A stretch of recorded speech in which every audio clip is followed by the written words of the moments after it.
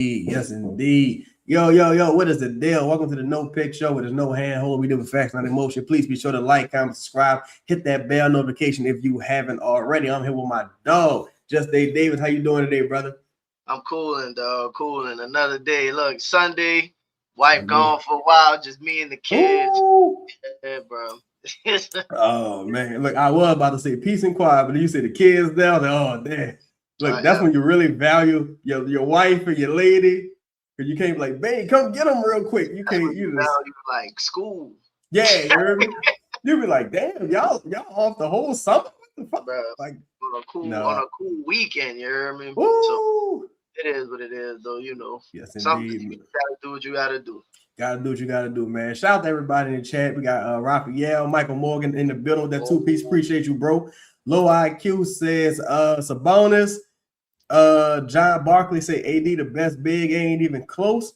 John Barkley said Ware production ain't even close. Well, Ware just got into the league, so I don't think it's Savage. Whoa, what's the deal? Jaden, what up? So we're gonna do a quick state of the franchise, quick look in. Right now, you see our rookies right now in the NBA Finals, asking questions, showing some of their press skills and journalistic skills, what have you. Just what do you make generally of the state of the franchise right now? Of course, we've heard about Trey Murphy.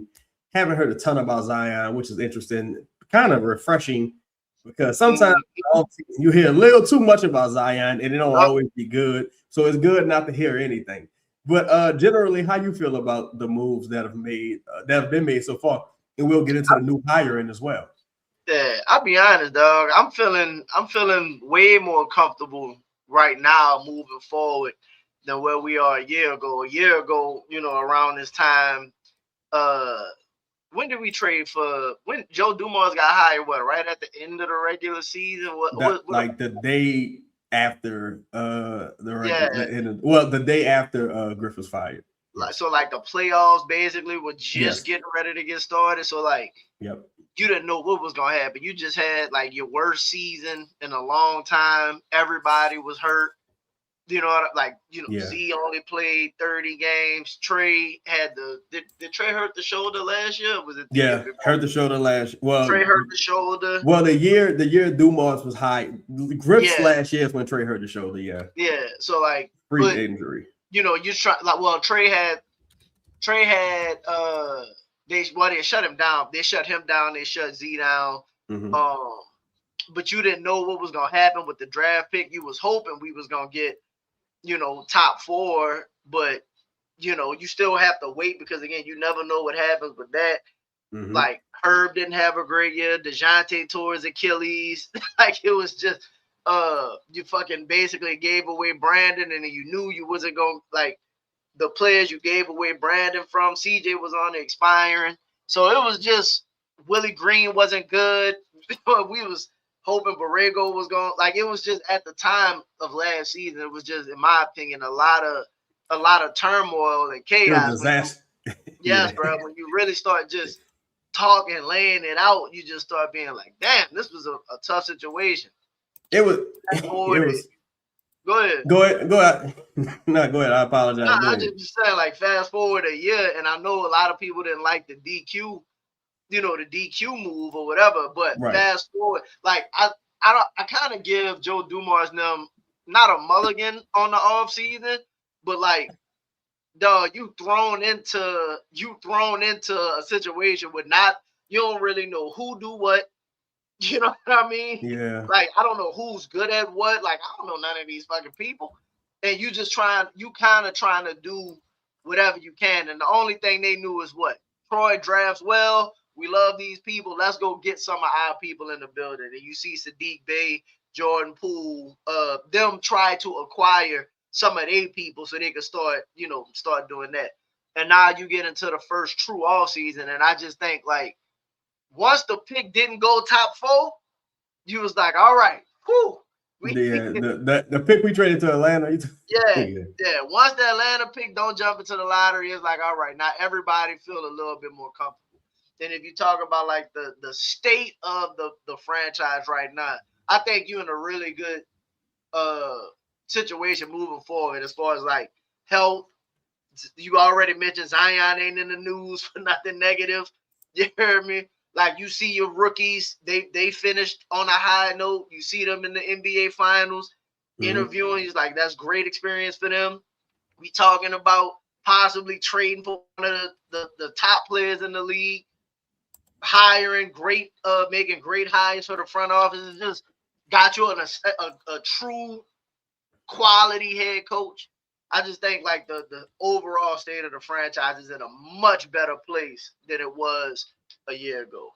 It does seem like things are trending in the right direction when we talk about some of the acquisitions we made. Again, you got a winning coach in Jamal Mosley. Well, who's won historically in Jamal Mosley.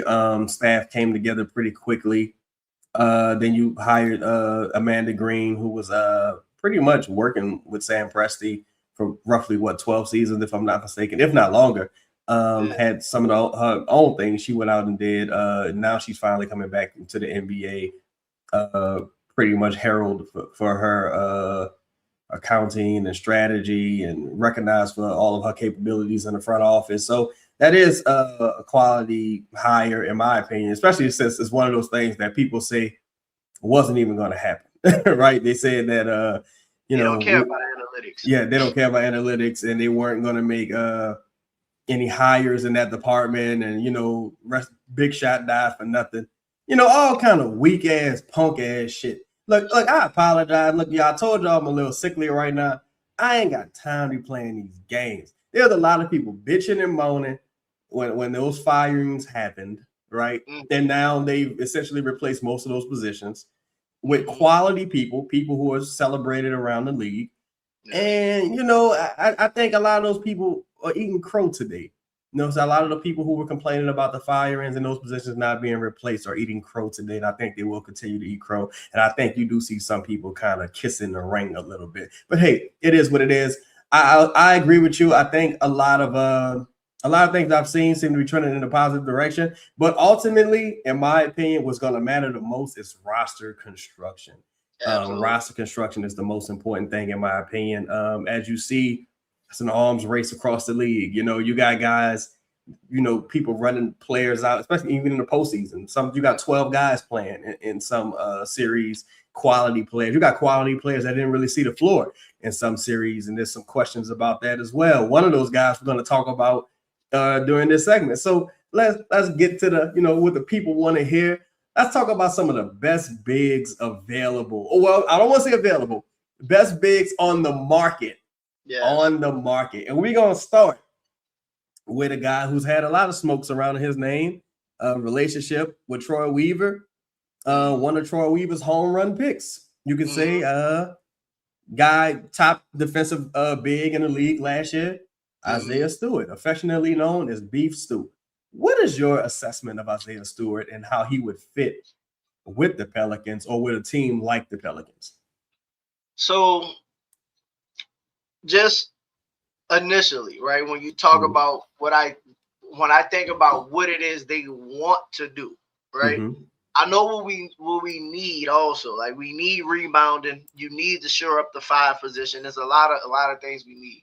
Right. So and we need shooting, but this move don't address shooting at all, right? This is not. He shot the 3 a little. He shot a couple threes. A couple of the games I watched, he was willing to shoot them, but he's not like a fucking space or nothing. So we ain't talking about Isaiah Stewart for that at all. Right. Defensively though, he's a really good defensive big, like excellent. a really good defensive big. Plays on the ball like pause. That's crazy. Defends on the perimeter really well. Switches. He makes up a lot of ground. He won defensive player of the month or something like that. Yeah, I think he averaged around 2 blocks a game during that period, if I'm not mistaken. 2 blocks a game at one point. And when you go back and watch how he recovers, and he's not like a typical. I mean, nobody's a Wemby. Don't get me wrong, right? But he doesn't have like a paint presence like even Chet to a degree has like a Rudy Gobert. Rudy Gobert is a different type of paint presence, just like a big body in the paint. He doesn't do that, but he'll guard, he'll defend, he'll challenge, he'll contest. And like the more I watch him and I think about what Jamal Mosley's gonna want to do, I absolutely could see why they look at him as a player. $15 million for the next couple years, which is like bigs now, like quality bigs. You're talking about 30 million, 28 to 30 million or something like that, right? Right. You seen him. He got the antics. Don't get me wrong. You seen him go after LeBron. Shout out to Mike Morgan talking about an enforcer, somebody to help set the tone. 2 seasons with the Pistons now. They've been winning. So he's been like, because Jalen Duren really came along this season. So last season when they started turning it around, he was real instrumental in turning it around last season. I ain't gonna lie. I like him as far as like if he was our starting center, right? I think you could go into this season with him as a starting center, and I think it'll be fine. I think it'll be better than Missy, even though if you put him and Eves in a rotation or you play them together, I think you'll have a really good like center interior defense will be really, really good if you play both of them. They're athletic, they get out and run. I actually like it. I like Isaiah Stewart. Yeah, I think he's a quality get. I think he had a really good year defending the rim. The thing that does trouble me is his rebound rate. Yeah. You can kind of see in some instances, like maybe he was being asked to guard along the perimeter a bit more. Topped out in his career at 8.7 in this season, only averaged 5 in 58 games. Last season, 5 in 72 games. Just not a strong rebounder. Jalen Duren's ascension hurt that a little bit? I don't. Okay. But why I don't is because he wasn't rebounding last year, and neat. Like he only averaged 0.5 more rebounds last year, and about what is that 14 more games played, if I'm not mistaken. Jalen Duren wasn't very good last year. It's not like he really took on more of a scoring load this year. Also, again, but the contract, his rim defense is excellent. Right, rim defense is excellent. The dude's vertical when defending the rim, his vertical is out of this world. Like he's one of those guys that jump higher on defense than he does with the ball in his hands, kind of like Dyson Daniels. Only 25 years old, got a team option for next year. So you're not married to this deal. You can decline it if things fall off a cliff, or you can pick it up and potentially trade them at expiring salary. You'll have if you run this roster back, which I hope they don't, you'll have a ton of expiring salary going into next year as well. I wouldn't hate it. I just feel like they could do better. I wouldn't hate it. Only because I'm a person who feels like defensive rebounding is way more important than rim defense, in my opinion. Because let's say hypothetically speaking, you average 4 blocks a game. Just hypothetically speaking, if the ball is going back to the offense, then what is that really doing? Yeah. Right. We need someone who can, in possession. Like he averaged 1.6 blocks a game, which is awesome. Now, of course, guys who block the shots don't always get the rebounds, which your teammates there for. But 1.6 blocks, excellent. Only 0.3 steals, but 5 rebounds on the nose. It's like, I don't know. Like, I kind of would just prefer someone who was okay defending the rim. Like, they not good necessarily, but they're okay, but they just a dog on the boards. Like, and I feel like you probably wouldn't even have to trade for that person with some of the names that are going to be available via free agency. That's the part where I agree as well. It's kind of like there's some players out there from a rebounding standpoint that they might not be as good defensively, but they might be able to cover some of the other areas. So I guess it really just depends on like what they value and style of play and everything that they want. And again, if you playing like a true too big lineup, right? And let's say I don't know if Eves would be a part of that, but Eves, like his rookie year, averaged almost 9 rebounds a game. If you could get Eves closer to 10 to 12, that'll solidify some of that.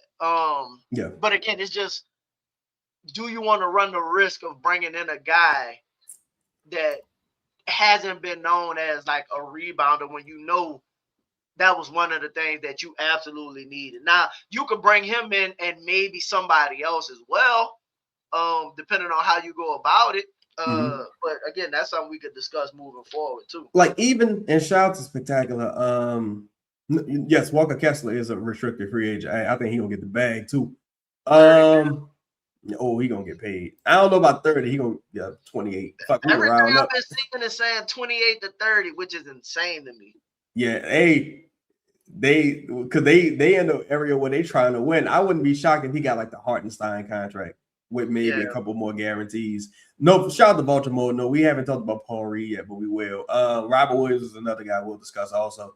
Shout out to Low IQ. Say, guys, I had 9 season tickets for the Pistons from 88. Well, row 9 season tickets from the Pistons from 88 to 92 during the championship. Joe Dumars was the man. The Joe we've been given, I can't describe sweaty and lazy, but I don't really know how you would know that, to be honest, just saying, because it's like nothing's happened. Like, nobody seen it either. Yeah, it's like that's why I don't really. I don't know. I think some of it is confirmation bias. Like if you feel like Joe won't do a good job, then you'll feel like everything he's done to this point hasn't been a good job. And also, you're comparing a player from 88 to 92 to a front office executive. And that same front office executive in Detroit went to 2 NBA finals, 3 or 4 Eastern Conference finals, if I'm not mistaken. I just don't think like you've had enough time. In the 60s, isn't he? Yeah, I think it's in the 60s. So it hasn't enough time on task, in my opinion, to really critique this current front office. That's just my opinion, but I'm not mad at anyone else's opinion. Yeah, see, the thing too with Isaiah Stewart, I think I only do the deal if it's for Herb, because if it's like a one, because I just can't really see a scenario to where it's like I'm playing Herb and Stewart on the court together, and because them two together is totaling like 10 rebounds, if that. Yeah. Right. So it's like it's for as much as perimeter wise, it may help. And at the rim, we're still not clearing the glass there in that scenario. And the Pelicans don't have a lot of like small salary. They can take back more money than they sent out, of course, but I highly doubt the Pistons are taking back like Hawkins and I think what else you would send. Yeah, I think when I was looking at it, and we not at this point yet talking about like possible trade deals, but I was just looking around at like their roster necessarily, like what it is and it's just kind of like I understand them wanting to move Holland. I understand them wanting to move like you think they want to move Holland? I think they do, to be honest. I don't think they could have again, they're having the same problem most people had. Like Holland played a little bit in the playoffs, but not really. Isaiah Stewart didn't really play much in the playoffs. Paul Reed played. So like Duran gonna get his money. You on the verge of having to decide what it is you could do. So I wouldn't be surprised if they like, man, listen, can we get Trey to come over here or something like that? I'm not saying that they do. I understand when people have been saying Trey Murphy to Detroit, it makes sense for Trey Murphy to Detroit. My only thing, like from a Detroit standpoint, like I understand them calling about Trey. But when I was looking at the roster, I'm like, bro, I see why you're trying to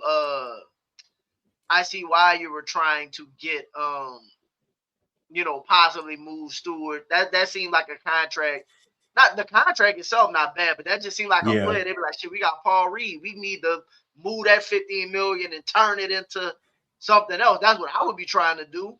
Package it with another player that I don't want to pay in a year or two that make $10 million. That's $25 million of salary. Let's go see what we can do. And that's really the toughest part when you find guys like Duran, like Wiggins, like if eventually the Spurs are going to run into this as well. Chet Holmgren to a much lesser degree because they won a championship. But like when you find guys, you like, you had a good season. I don't know how you can replicate this necessarily, but I drafted you and I put so much of an investment and time into you. Now I have to like double down on this and see it through, and whether or not it's the right decision, because like you said, with Duran and Stewart, it kind of gets redundant, especially when you got two other non-scoring threats in Asar, Holland. Paul Reed is not really a scoring threat like that. Then you got Tobias Harris, who's probably going to be free agent, if I'm not mistaken. You got guys you need to bring back. Unrestricted. Yeah, you got guys you need to bring back, and that money is going to get a little crazy soon because Duran don't really have any incentive to give you a hometown discount. I'm not. Yeah, I ain't turning down nothing but my collar. I need all my money. If I'm Jalen, the word reports been coming out. Austin Reed saying he ain't taking no. I ain't taking no hometown discount either. So he may not also.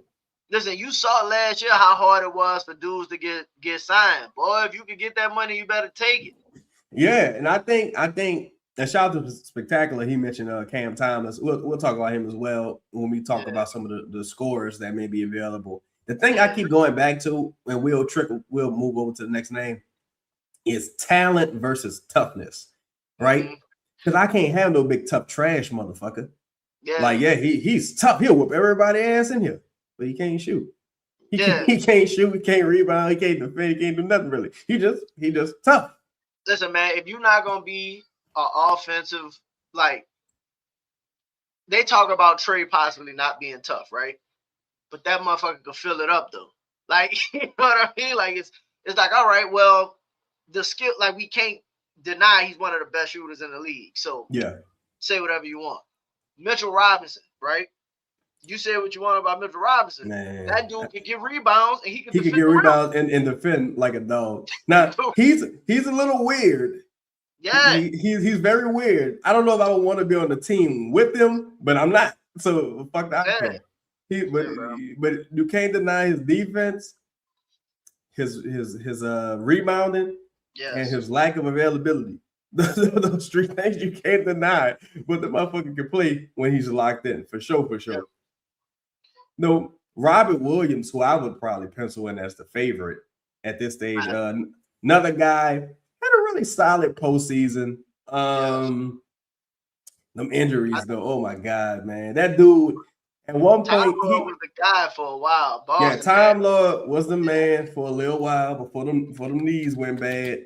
And there've been some rumors about him possibly reuniting in Boston.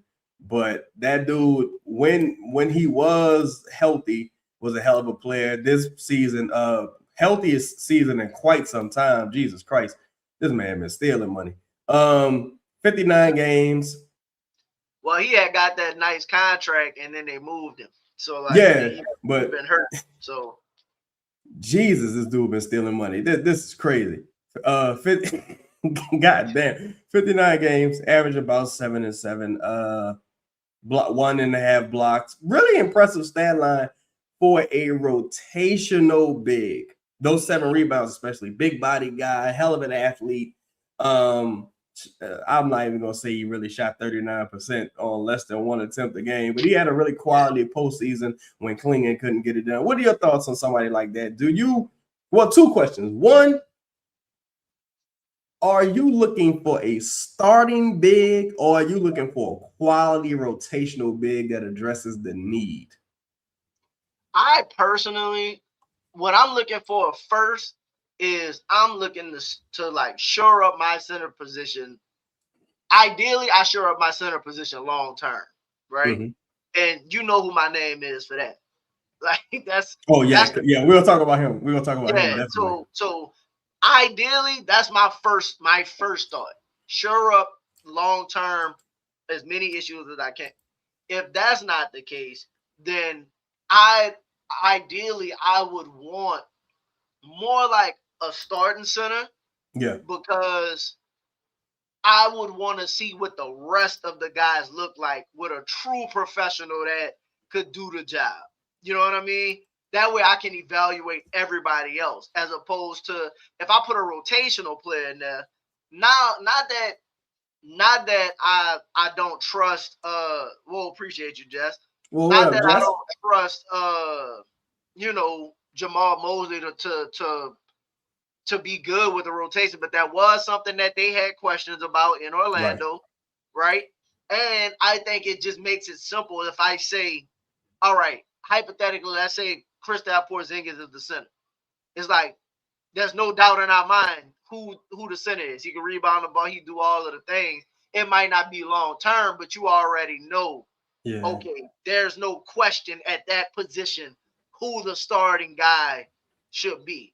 That way now you can start looking at other avenues on your team. It's like, all right, what my 4 look like, what my 3 look like. I could judge everybody else properly. So like, and that motherfucker don't play either. But that would be That's the thing with him. He just man, like that's just playing. It's because like the idea of Kristaps is so great. If he could, whatever his situation is, if it was just like under control, he could guarantee you like 60 games, until you figure out your next move. It would be so awesome. But as it currently stands, it's like playing Russian roulette with a maggot left. It's just I'm gonna be honest. You should be like realistically. Let's say hypothetically you signed him, right, and you could pencil him in for 55, right? That would be great. 55 games of Kristaps Porzingis would be like 55 games of Kristaps Porzingis would be. I think honestly, it would solidify your 5 because now you're only talking about maybe start. Let's say Misi's your backup 5. You start like you'd be comfortable starting Eves for 20 games or something like that. Yeah, I just thought of something though. Like even with for one, I don't think I kind of think Kristaps might get like a 1-year full MLE type deal. Yeah, depending on where he's going, because he just been so in and out the lineup for the last few years. Even when they won that championship, he was injured. But ever since he got sick, even when those 55 games, I'm like, well, damn, how many of these games are you like even healthy? You know what I mean? It's just so he's just such an anomaly because it's like, man, when you healthy, he remind me of, bro, it's like, kind of like Greg Oden to a degree. And I say that because there's when Greg Oden came back, and he was with the Miami Heat. But like, there were moments where you were like, yo, I see it. Yeah, like, I can see it. I see what you're doing. But then he right back out the line. It's like, so he's a very sneaky, like, interesting name. Shout out to everybody in the building. Also, make sure you hit that like button. One guy who I think would be interesting, who's probably going to get some bread this year, I would suspect he get close to $8 million. Preston Achua, who had an incredible season last year for the Sacramento Kings, like just dominated on the boards. I don't think they're going to be too competitive this year, but he's certainly someone I would look to bring back if I were them. I don't think they'll be able to afford it at this stage, but Sacramento. If New York was to lose Mitchell Robinson, that's somebody I would look to bring back, man. Shout out to everybody in the building. I see you most hated. Say KP got long COVID. I stay away. Look, I got long COVID too. But long COVID shows itself a little differently because the initial diagnosis allegedly with Kristaps Porzingis said that he had POTS. And if he had POTS, I'm like, damn, he struggles to get out of bed some days. So he's a guy to me, like, especially if he was currently under contract, I wouldn't be shocked if he had like a medical retirement. Like, unfortunately, kind of like what happened with Chris Bosh. Like Chris Bosh. I know he had the blood clots and he was trying to come back. Omir Ashik. Remember Omir Ashik got sick and lost all that weight? And we were like, what the fuck happened to you? And I don't know. Real life be happening. It don't care if you for nothing. Yo, so Preston Achua, 26 years old, could have brought him in. Definitely could have brought him in. That's somebody who I actually wanted Rashawn Holmes, but a lot of people wanted Preston Achua. 10 points, damn near 7 rebounds, close to a block, almost a steal. Just a very productive quality season last year for a rotational big. Do you Mm-hmm. this Mitchell Robinson? I mean, Precious the True. We talking about, right? Mm-hmm. Do you think them in their season, like, well, no, I don't put no hindrance on that on him. I was about to ask you, do you Because he got put more it? of opportunity. Yeah, well, Yeah. not even just that, because people give, in the granted he was a rookie, but like if Maxime get all that love for how he performed, I gotta give Precious, some love for performing well also. Yeah. I think Precious Chu was a guy who was pretty much out the league.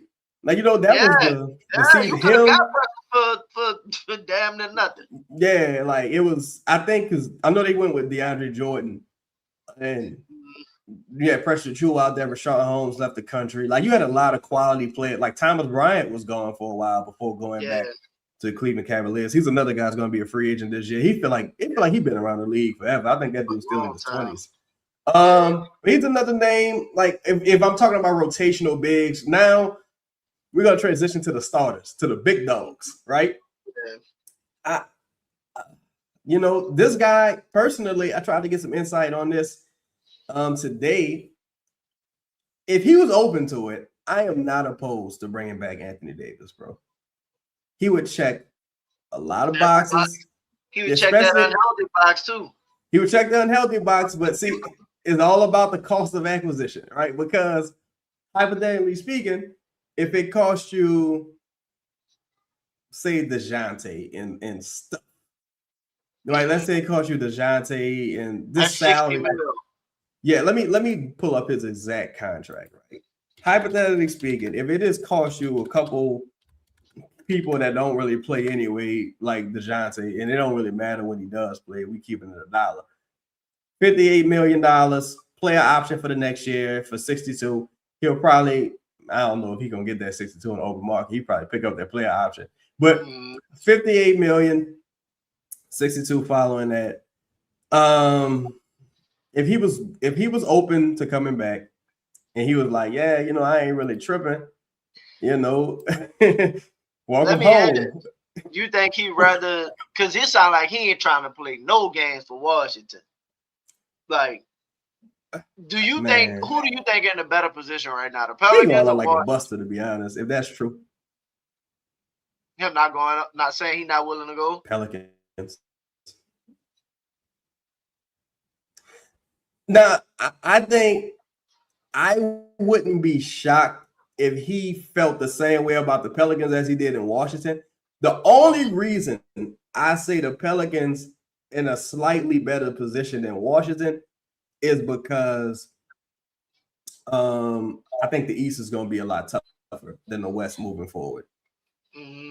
Like, that's just my projection. And I don't anticipate, because you eliminate Washington, Indiana, that's two teams that other teams in the East played 8 times total. Yeah. And that's two teams that just won't be tanking in the East. The Brooklyn Nets, we don't know what they're going to do, but they got Trae Young. If Anthony Davis stays cool, we got the number 2 pick. I'm sure you want to give him the lion's share of the run. I'm sorry, number 1 pick. I'm sorry, no disrespect. You got number 1 pick in the draft. You got Alex Sarr. Like, they got some quality guys. I think New Orleans is kind of more so on Anthony Davis's timeline, though. That being said, I don't think he'd be like thrilled to come back to New Orleans unless, to me, it would have to go like this, bro.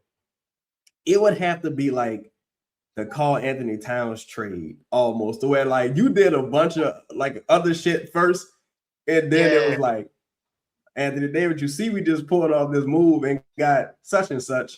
That's literally what my thought would have been. Yeah, like you show now, and he come with his own issues as well, as far as like injuries, team building, not necessarily wanting to play the 5 at times. When he is healthy, top 5 big man in the NBA, hands down. But that's when he's healthy. You know what I'm saying? And he would check a ton of boxes. But what'd you say?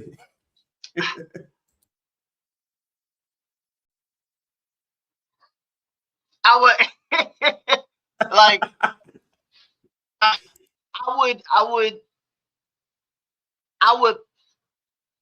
want to say I would do it.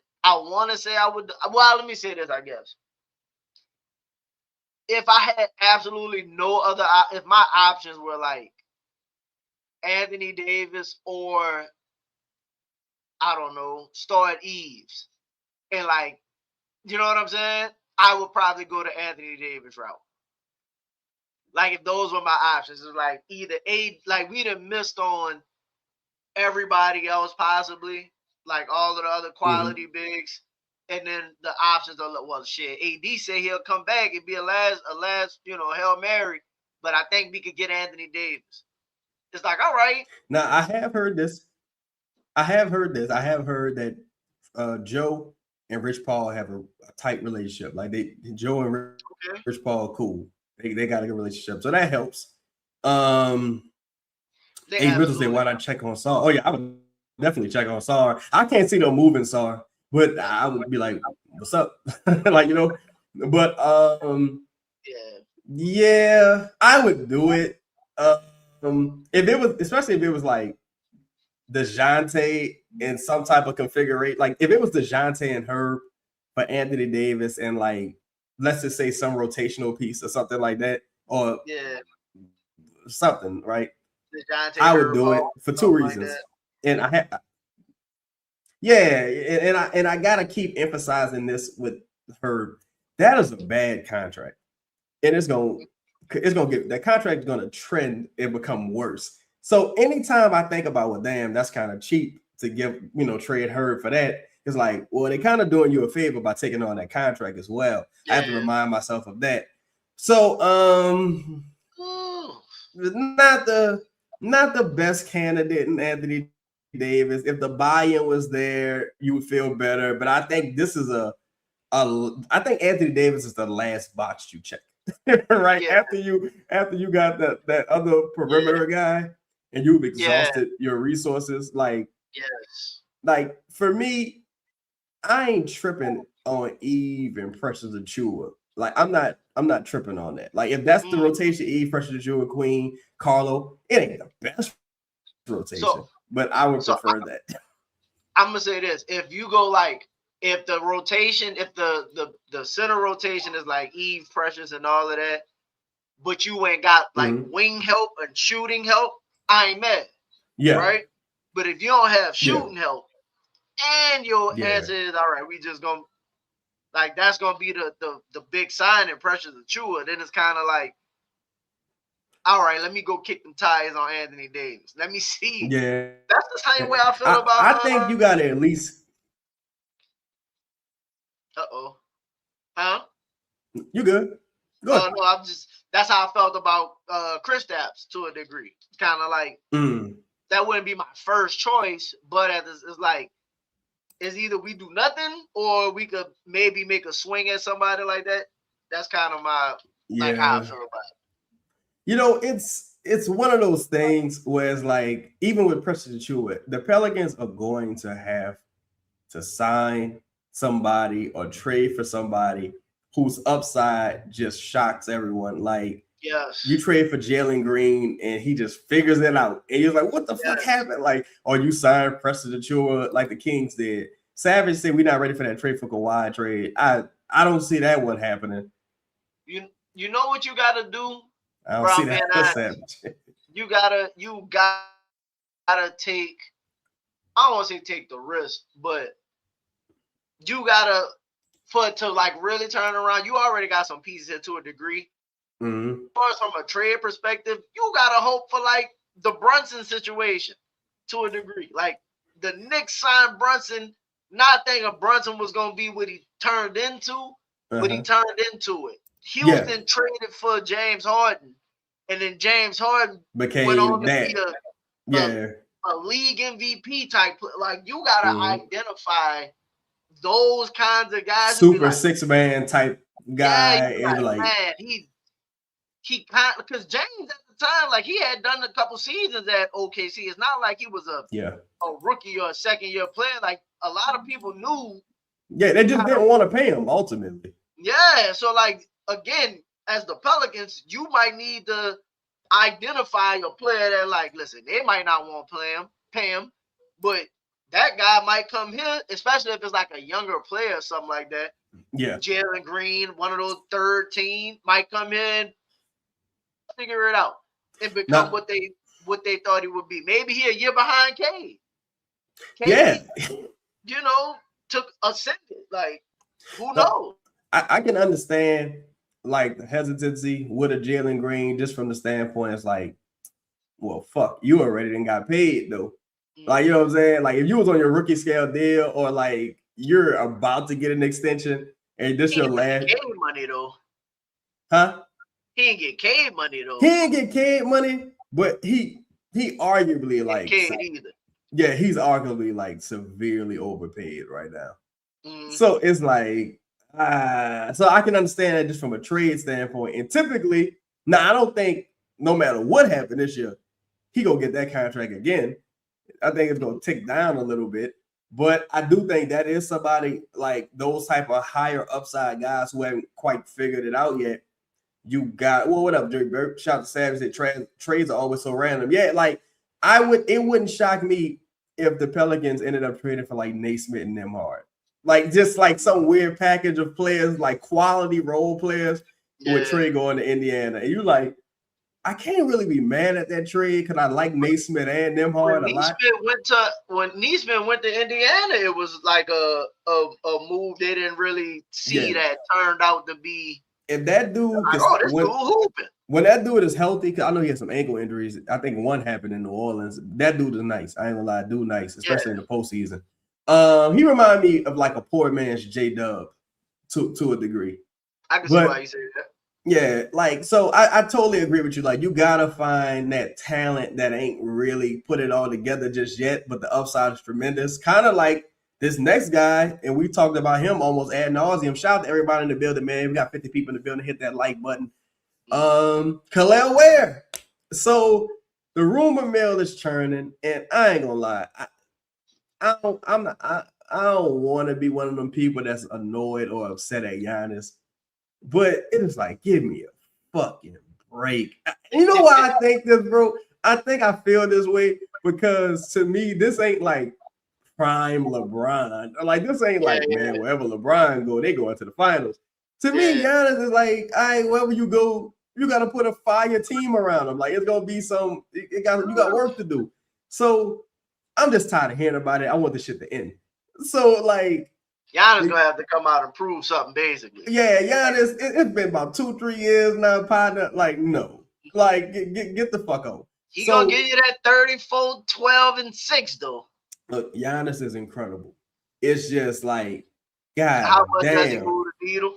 Yeah, it's like here's another guy. I think if he went to the Wizards, would be interesting as well. Like with Sarr and they gonna probably trade Trey Johnson in that.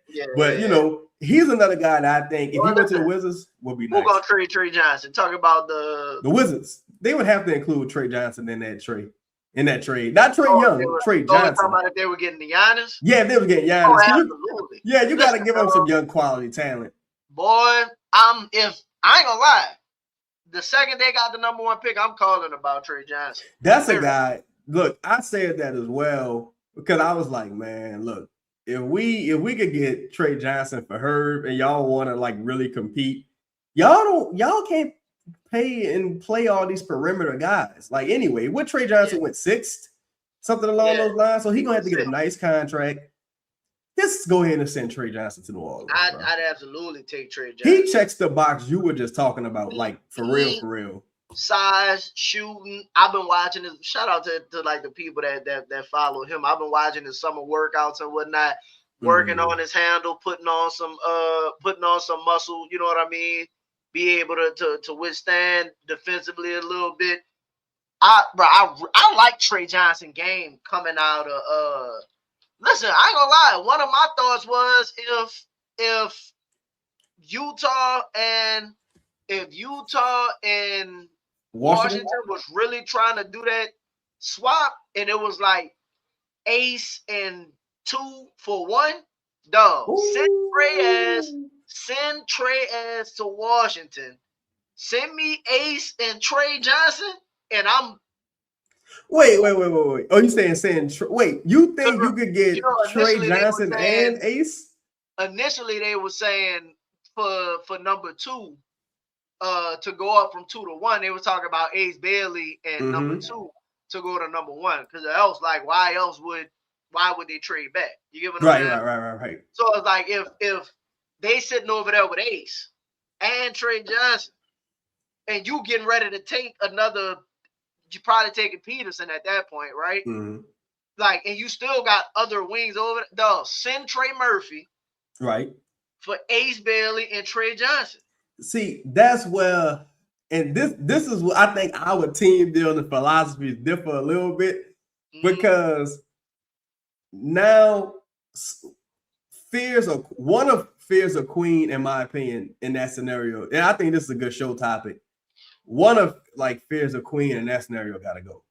And for me, it would, because I'm not developing the 4 young guys. Like, because you try to develop 4 young guys and all of them end up not being shit. Because that's usually how it goes. Like with the Nets draft 4 motherfuckers, and you'll be lucky if Igor Denham becomes like good. Because there's so many players like you trying to develop at one time. It typically end up not working. OKC. But see, that's the thing. OKC didn't, like, some of their guys never really became shit. No, I'm talking about old OKC, not new OKC. Oh, well, yeah. KD, but even Russ. KD, Russ, Harden, Serge Ibaka. So you had 4 of them. All of them was. It's certainly possible, but the thing with that is that's like 4 or 5 MVP, like Hall of Fame, motherfuckers. So it's just like it's possible. I look at it like this. I understand what you mean as far as like the developing aspect of it, but I think they all in like different spots and roles to a degree, because like, for example, I think Ace, out of all of them right now, like, I think Ace and maybe Fears would probably be able to help the most as far as like complete stuff what they can provide. I think Ace next year will be like, I don't think he would be Trey, don't get me wrong, but I think he's gonna look more like a true starting wing than. You think he start next year in Utah? Yeah, absolutely. I believe in Ace. Over who? What you mean he gonna? So let's say they got the number 2 pick, right? Yeah. They got Jared Jackson Jr., Walker Kessler, Laurie Markkinen, and Keontae. That's 4 spots right there. So I would be a little surprised if they start. I don't know if Kessler gonna start. Who gonna start? Jared Jackson Jr.? Yeah, Jared Jackson Jr., Laurie, probably whoever they draft. So Peters, let's say right now it's Peterson. Peterson, Keontae in the wing. Ace ain't coming off no bench. Well, you think? Well, no, this is another show. I don't lock in too much on the Jazz. I can't see a Walker coming back and coming off that bench, because that's probably one of the issues he's had recently. And then with Jared Jackson Jr., he's a great defender, but he just don't rebound. Like, man, but that's what everybody. Louisiana Gal had a very interesting question. Shout out to y'all, man. We see y'all questions. Keep sending them questions in. Jay Burke said we should have drafted Naismith. I wish. That dude cold, bro. Yeah. Quincy Jones said the Wizards are looking for a big. They're not giving AD away for free. I don't think AD got much value, truthfully. I think L would agree, especially if he gonna be acting weird. So Giannis want to stay, man. He ain't leaving that Supermax money. I don't.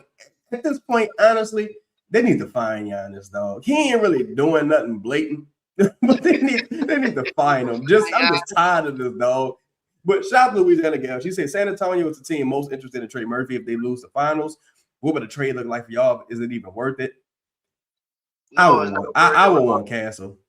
I ain't gonna lie to that. If I can't get Castle, I don't really want that. If I can't get Castle or Harper, I know I can't get Wemby. If I can't get Castle or Harper, like there's literally nothing else to discuss.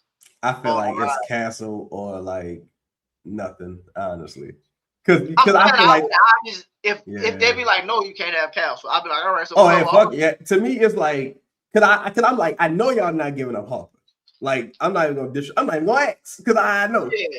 Shit. But because they like, I think the price gonna be sky high for Hall. I think they would give you Fox before they even like really consider trading Harper. I agree, but I know you got Fox. Yeah, So yeah. I know you got Fox. For So me, like at the same time, like you not putting Fox on the bench for 60 million. fuck no. But stranger things have happened in this San Antonio. Because San Antonio don't give a fuck, but nah. I think Fox will cause problems at that point. I think Rich would be like, nah, we gotta get out of here. I would send trade to San Antonio for Castle and salary. Yeah, if I could get Castle salaries and a couple picks, I'd do that. Other than that, I'm not playing. I'm not even entertaining Keldon Johnson and fucking all these other things. Like, I'm not even entertaining Champagne and Vassell. Nah, I'm not even entertaining it. I'm not doing it. I ain't gonna lie. My deal is I probably need a way to get Vassell because you maybe could swing Keldon if you get Castle. Like I need Vassell or something too. Yeah, one of them would have to be in there because of the money. That's what I'm saying. Yeah, but otherwise, it's like you want to trade me Harrison Barnes. Like, I mean, free agent. Wyatt say, keep OKC the way they are. Chet needs more muscle. They were without two of their best on the team, really three. Thunder boom for next season because who was out? J-Dub, Mitchell. Yeah, Chet might as well have been the fuck out. I'm not worried about OKC to be honest. I'm not worried about OKC neither. I think the West is wide open, truthfully. I think Chet has mental blocks. And honestly, and I kind of see this with these rangier bigs, like, again, kind of like Wemby. You can't be 7'2", 7'3", and afraid to be in there with the trees, though. Like, you can't, everybody can't be Kevin Durant. Like, everybody wants to be Kevin Durant, bro. That's the fucking problem. KD is so great. He just changed the game to where, like, how you 7'5"? You ain't got no post game. Check, you 7'2". You ain't got no real post game. Like, you can't. You grew up on the wing, though. They grew up. You've been playing that way your whole life. Right. Like, that's why you can see, like, even Cat to a degree don't really post people up. That's that ain't his game, really, either. But he just physically, like now he got the man, but like he just big. Yeah, like, big motherfucker, yeah. So like with all of these rusty dudes that play on the perimeter, is like, bro, I'm strong enough and agile enough to drive around y'all little bitty asses. Right. And then when I'm down there, I'm big enough to, like, he ain't posting nobody up, but he can get rebounds and stuff like that. And a situation where it's like, I know you don't want the contact. Yeah, no, I know you don't want that contact anyway. So, this is a good one from D. He said, this is a bit random, but can we do DeJounte and Hurd for Kyrie and Najee, Lively or Gafford? I'm not a fan of Gafford, bro. To me, Gafford a really bad defensive player. Listen, I would do it just to get Kyrie. I don't even care. Yeah, look, I would do it. Like, just on GP, like you ain't got to put a gun in my head. I would do it. I'm just not a fan of Gafford. Like, I think Gafford a solid big. I would start Gafford in a heartbeat. Yeah, I would start him. But to me, it's kind of like even when Dallas traded for him, when you watch him on the court, you like, well, Gafford is a bit of a defensive liability. He's another guy that for his size, he ain't a great rebounder. Average about 7 rebounds, 10 and 7. Don't stretch the court. Not a great free throw shooter, free throw rate. Like he's had some moments and he's had some games where he like, damn, this one game, this dude got like 30 fucking rebounds, damn near. Yeah. But it's just like, to me, there's a reason everybody that get Gafford, like, how can I trade this dude and upgrade him? Yeah. It's like, how can I flip this guy? He's like Stewart to a degree. Like you could see I'm saying you could see a world where he's useful, like probably a good player, good to have on your roster. I ain't never mad if I have to play him. Right. But it's only so much we'll be able to do at this point. You know what I mean? How you think the Pelicans feel about Tyler Hero? The Pelicans feel about Tyler Hero? I think they like Tyler Hero. I think the issue is I think he is on an expiring, and I think he the defense for what they want to do. You know what I mean? Like, What made you think they like him? Because Tyler Hero a fucking dog. I think yeah. I think Tyler got the mentality and Tyler got game. Like, yeah, Tyler cold when he play. Yeah, say what you want. Tyler got game. So I think Joe probably respects the game aspect of it. Like Tyler, you know, he'll shoot the last shot. He don't mind, you know. Yeah. He probably come in and be the. I don't want to say he'd be the best player. I don't know if he'd be better than Z, but it'd be close. Look, Tyler was 26.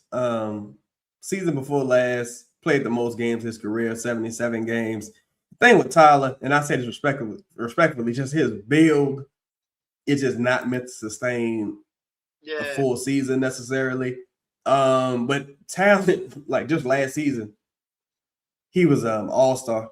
Prior to this recent season, he was just, you know, injuries, of course, had a hell of a play-in game. I think the only way I would trade for Tyler, honestly, not only way, but if I was swapping Poole for Tyler, maybe. But then I'm like, well, I got that written in my notes for the show too. Like, I would, but again, that wouldn't make sense for them to do. Yeah, it would make sense like that. Well, and that's the thing too.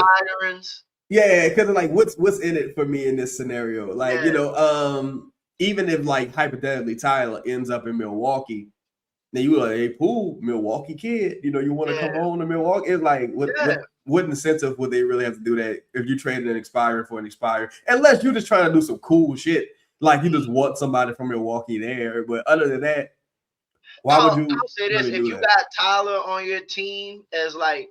It makes sense to me why they went to the finals all those years. Like the 2 years they went to the finals or they were competing because you got Jimmy during the playoffs was amazing. Bam was, say what you want about Bam, but Bam was really, really good. Tyler as like your third guy is better than most. You know what I'm saying? Better than most people. I think Tyler was a better regular season player than Jimmy. Absolutely, especially in that regular season. That's what I'm saying. So like, if let's just say, you know, you were able to get Tyler and you still got Trey and Z, you still got avenues to add another player. Like you could still turn around hypothetically. This is extreme, but you could still go swing for Jaylen Brown from a salary standpoint, right? Yeah, like you still have the salary to do it. And then you're talking about lineups where, like, if Tyler is your third or fourth best player, you can compete with almost anybody with that player as your third or fourth best player. That's all I'm saying. Tyler as your one, Tyler as your three, all right, you got something. I think it's going to be interesting to see because one of the things, did you have any other, like, center position players or, like, players you wanted to talk about in the front court before we transition? I kind of want to talk about Ware a little more in detail because this is why, because I know we was talking about like the bigs and the shooters. This is why I would prioritize Ware though. Not only the age, not only the untapped potential, like the rebounding was there. We watched they lost to the Hornets in the play-in game, but in that particular game, there were stretches where he was dominating. Ware was a monster though. Dominating the game, right?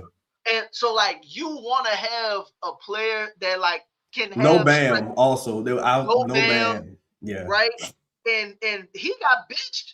Spo was still bitching him just randomly, so it's not like he was just able to just get into like he was just in some great rhythm going into said game. Like it's been inconsistent how they've been using it. So I just the dude shot. What did he shoot from three? He shot 40% from three. On 3 attempts a game. Now, can I get that up to 5? Like, yeah, I think truthfully, you can a player like that, even if you were just like, look, man, we're gonna look out for you, you know what I'm saying? We're gonna make sure you get to have fun, do the fun things as it pertains to playing basketball, but you gotta deliver on the other end. Yeah. Bro, listen, you saw, and another thing, I know people talk about like the attitude and stuff. But you saw the competitiveness in him in that game as well, right? Like, bro, he was blocking everything at the rim. I'm grabbing all of the boards. Like LaMelo hit the game winner when they took It took him Kel'el Ware out. out. Yeah. So like I'm just thinking again, young. I think he could start in like I just see the potential upside. You need players like that to compete with the other players in the. I think if you were to somehow if you got him above any other player, in my opinion, above any other. Ooh. This is what I mean. This is what I mean. Not obviously Jaylen Brown. I'm following. I'm following. The acquisition cost to get Jaylen Brown is probably way more significant. Could potentially be high, yes. Yes, and we're still on a rookie deal. You know what I'm saying? For a couple more seasons. As much as you love Jaylen Brown, he's not 7'2". You know what I'm saying? So like, no. I'm saying I love JB. It's not. I love JB, but you still need size. That's what I'm saying. Like you still need size, rebounding, all of that. I just believe that not that he's gonna be your best player. I just think if you added, let's say you added him this season, right? Mm-hmm. Then you move forward and you like, no, I know he got to keep getting better. Don't get me wrong. Yeah, I got at least 2 positions locked up. Yeah, I'm like, all right. I know no matter what, I got a guy that can defend. He's athletic.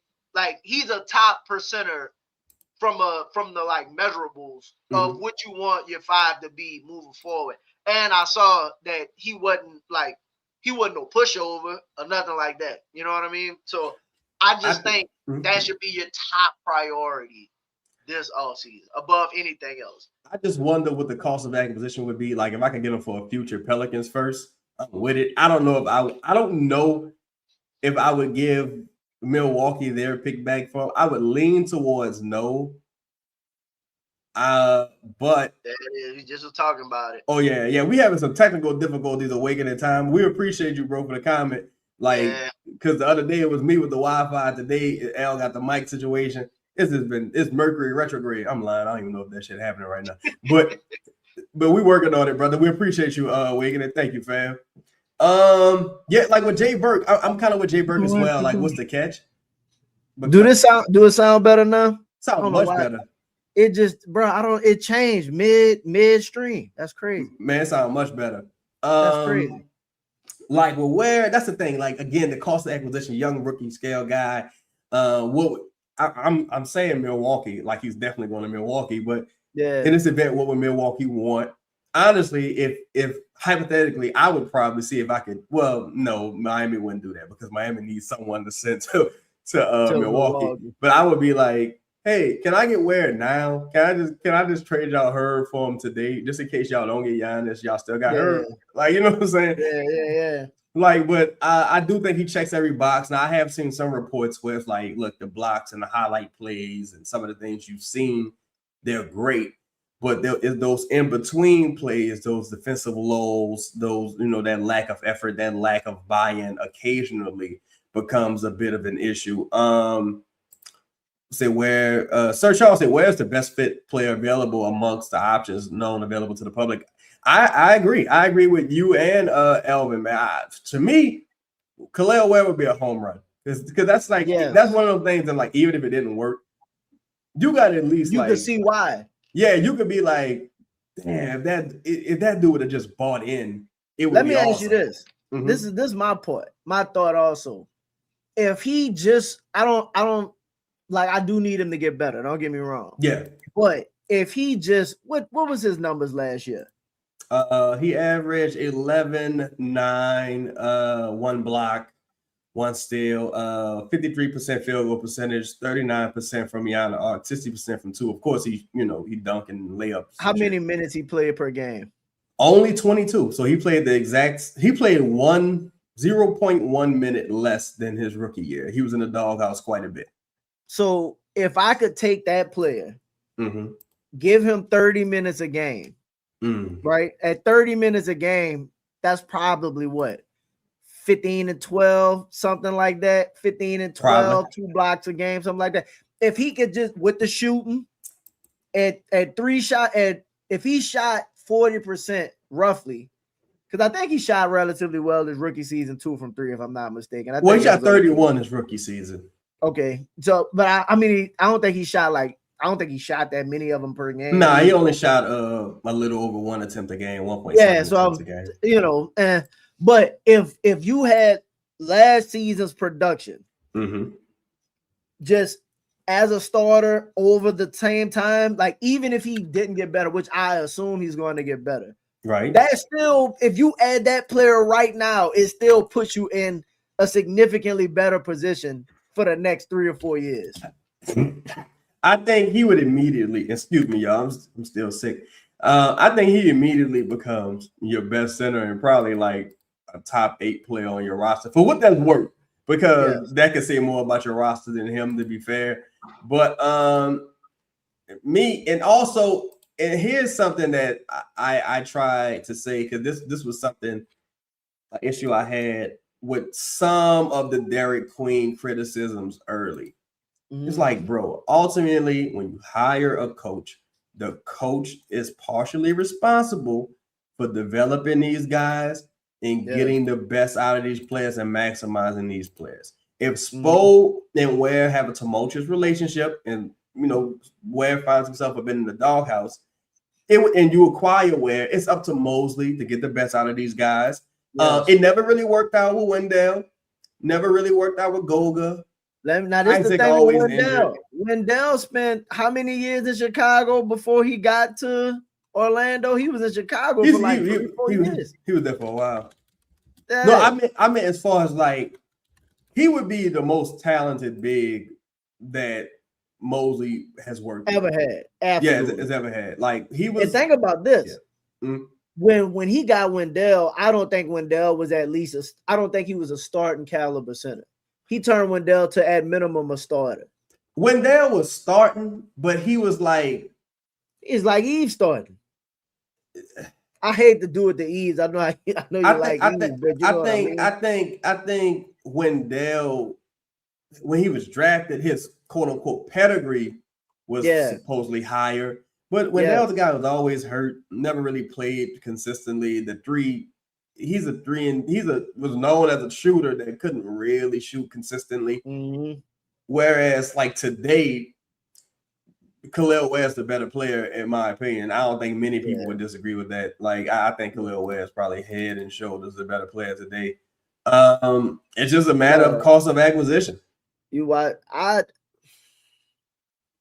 ahead. What you about to say? I think I'd be willing to move the Bucks pick. I know people don't want to go like another season without a pick. Yeah. You know what I mean?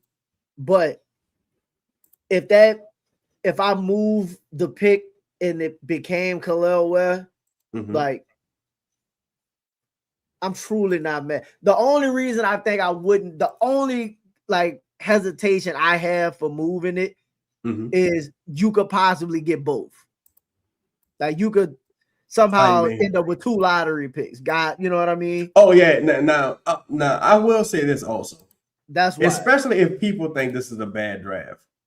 If you did, and that's what I've been hearing. Yeah, if you did end up with 2 top 4 picks, it sucks if you think this is a bad draft. Because that means your team was awful.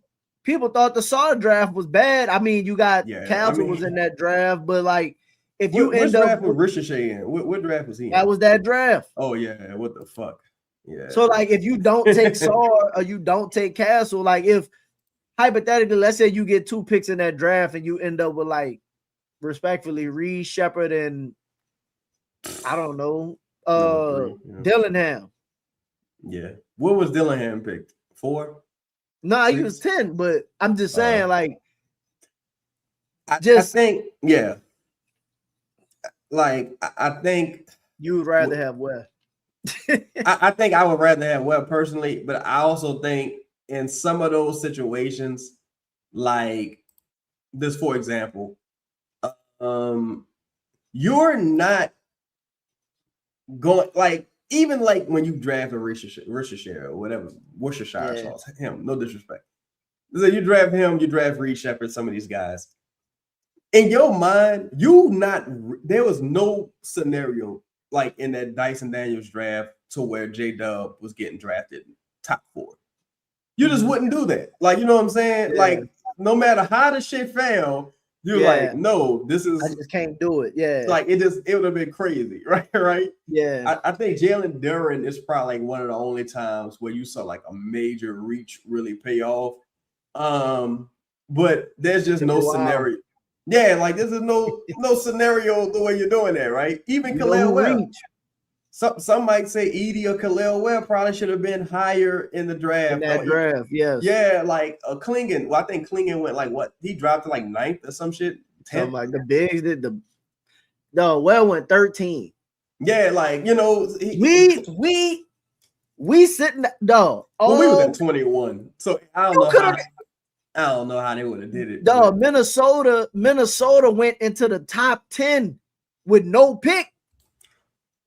Now, look, I agree with Sir Charles here. If I can get Ware for like Hurd in a future swap, like if I can get a future Milwaukee first, well, fuck, Portland has all those. But if I can get a future pick from somewhere, cool. Now, listen, let me ask you this: if you giving up the Bucks pick, yeah, right, and you see that pick is extremely, let's say that pick is the reason they can either get Giannis or not, but we need Ware out that deal.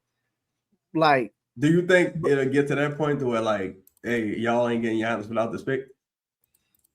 No, I don't think so. I think they could give up enough stuff for it, but I'm sure Milwaukee would love to have that pick, regardless of the scenario. Like, maybe they talking about Ware the same way other people do. It's like, even if they got Ware, it's probably like, I'd rather have my pick than this particular player. So, like, my thought was, if that pick is potentially that valuable, especially with the new rules, right? Yeah. Because it could be more or less valuable with the new right. Let's say you sent Hawkins is the salary of Ware. Yeah. Like, I don't think they, but you get what I'm saying. Like, how valuable is this pick? To me, this is the only scenario where I can see like. But see again, I think if the odds were flattened, they would be more. Well, not flattened. I think if the odds were how they traditionally were, I think it would be more valuable, because just in a world where you could say, look, here go this pick, give me Kel'el Ware. Even if you didn't send shit back, like just give me Kel'el Ware. I'm gonna figure out how to make all this other shit work. Just give me Kel'el Ware. Because Kel'el Ware probably making like $4 million right now, if I'm not mistaken. Because Hawkins making $7 million. So even if I just did that, like just give me Kel'el Ware, I give you Carlo or whatever, right? That's what I'm saying. I think it's doable.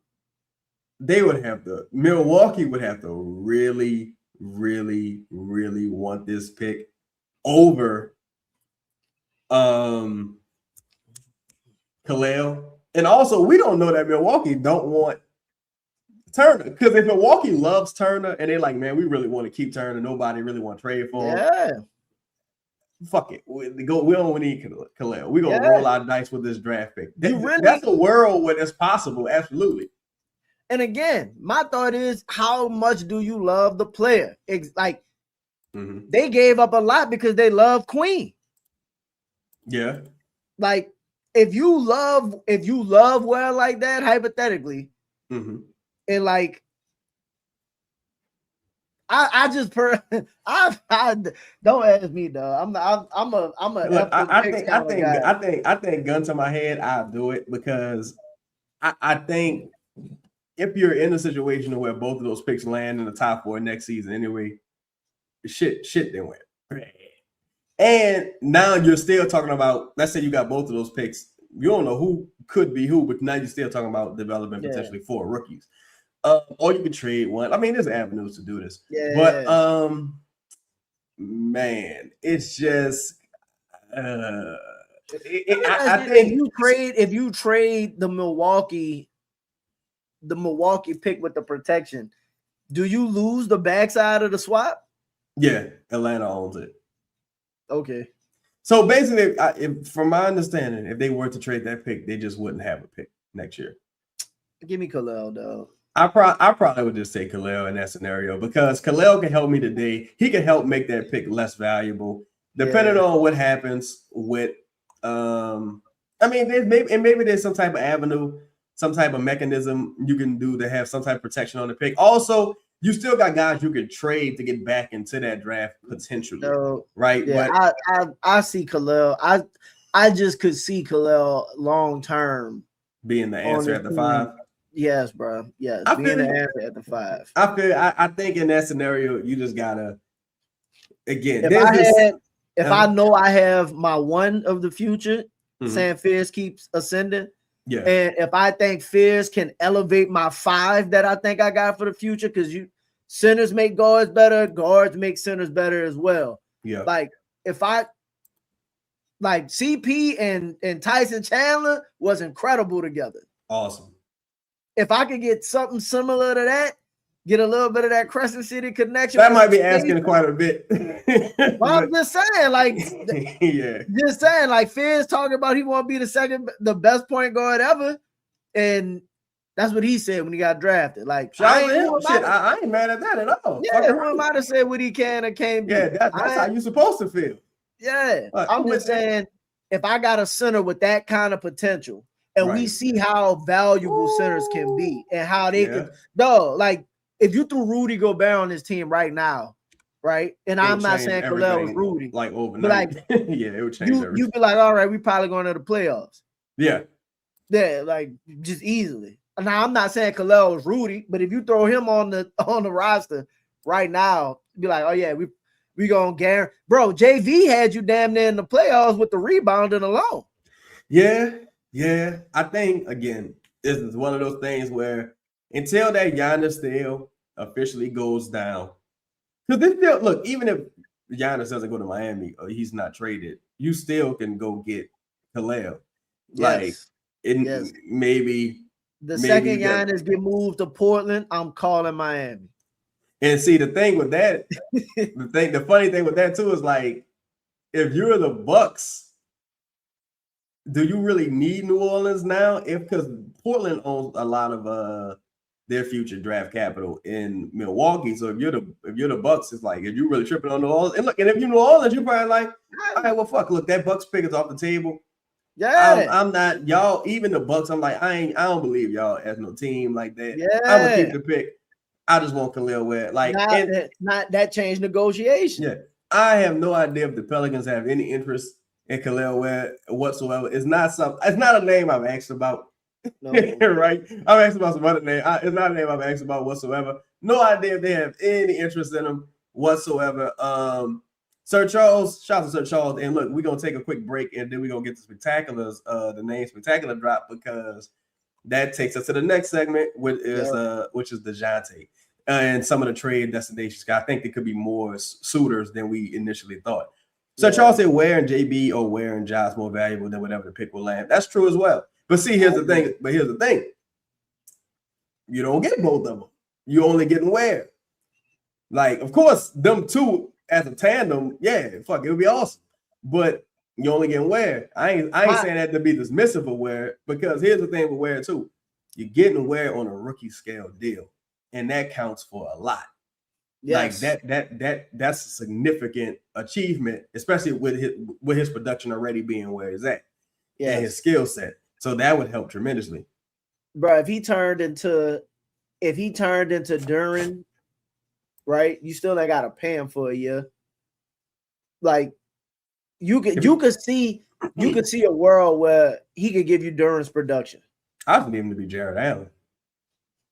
You see him being who? I said if he could just be Jared Allen, that would be awesome. Oh, at least Jared Allen. If he could just be Jared Allen. Another guy who I just thought about will be Nick Claxton. I'm not sure, and that's like in a scenario to where the Nets wanted to be competitive, maybe heard for Nick Claxton. I'm not a huge Nick Claxton fan. Nick Claxton make like 25, don't he?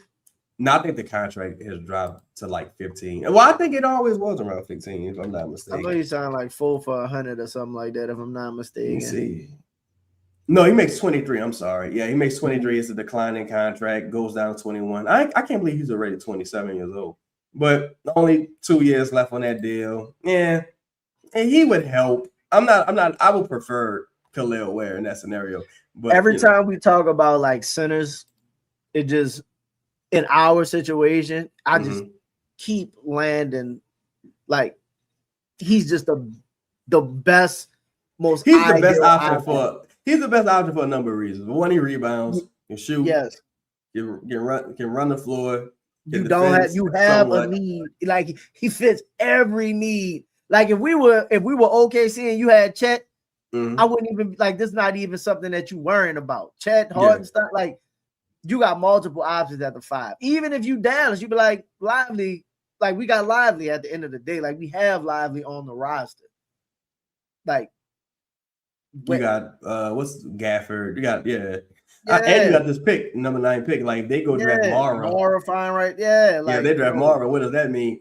Like I think the question before we pivot is, do they want Kel'el Ware, and is Kel'el Ware only available if Giannis is the return? Because if Giannis ain't the return, maybe Kel'el Ware is off the table. But it's something you definitely should find out. So post a quick message from these sponsors. Yo, I don't know what the likes is like. If y'all in here, make sure y'all hit the like button. On the other side of this, we're going to talk about DeJounte Murray and some of his suitors.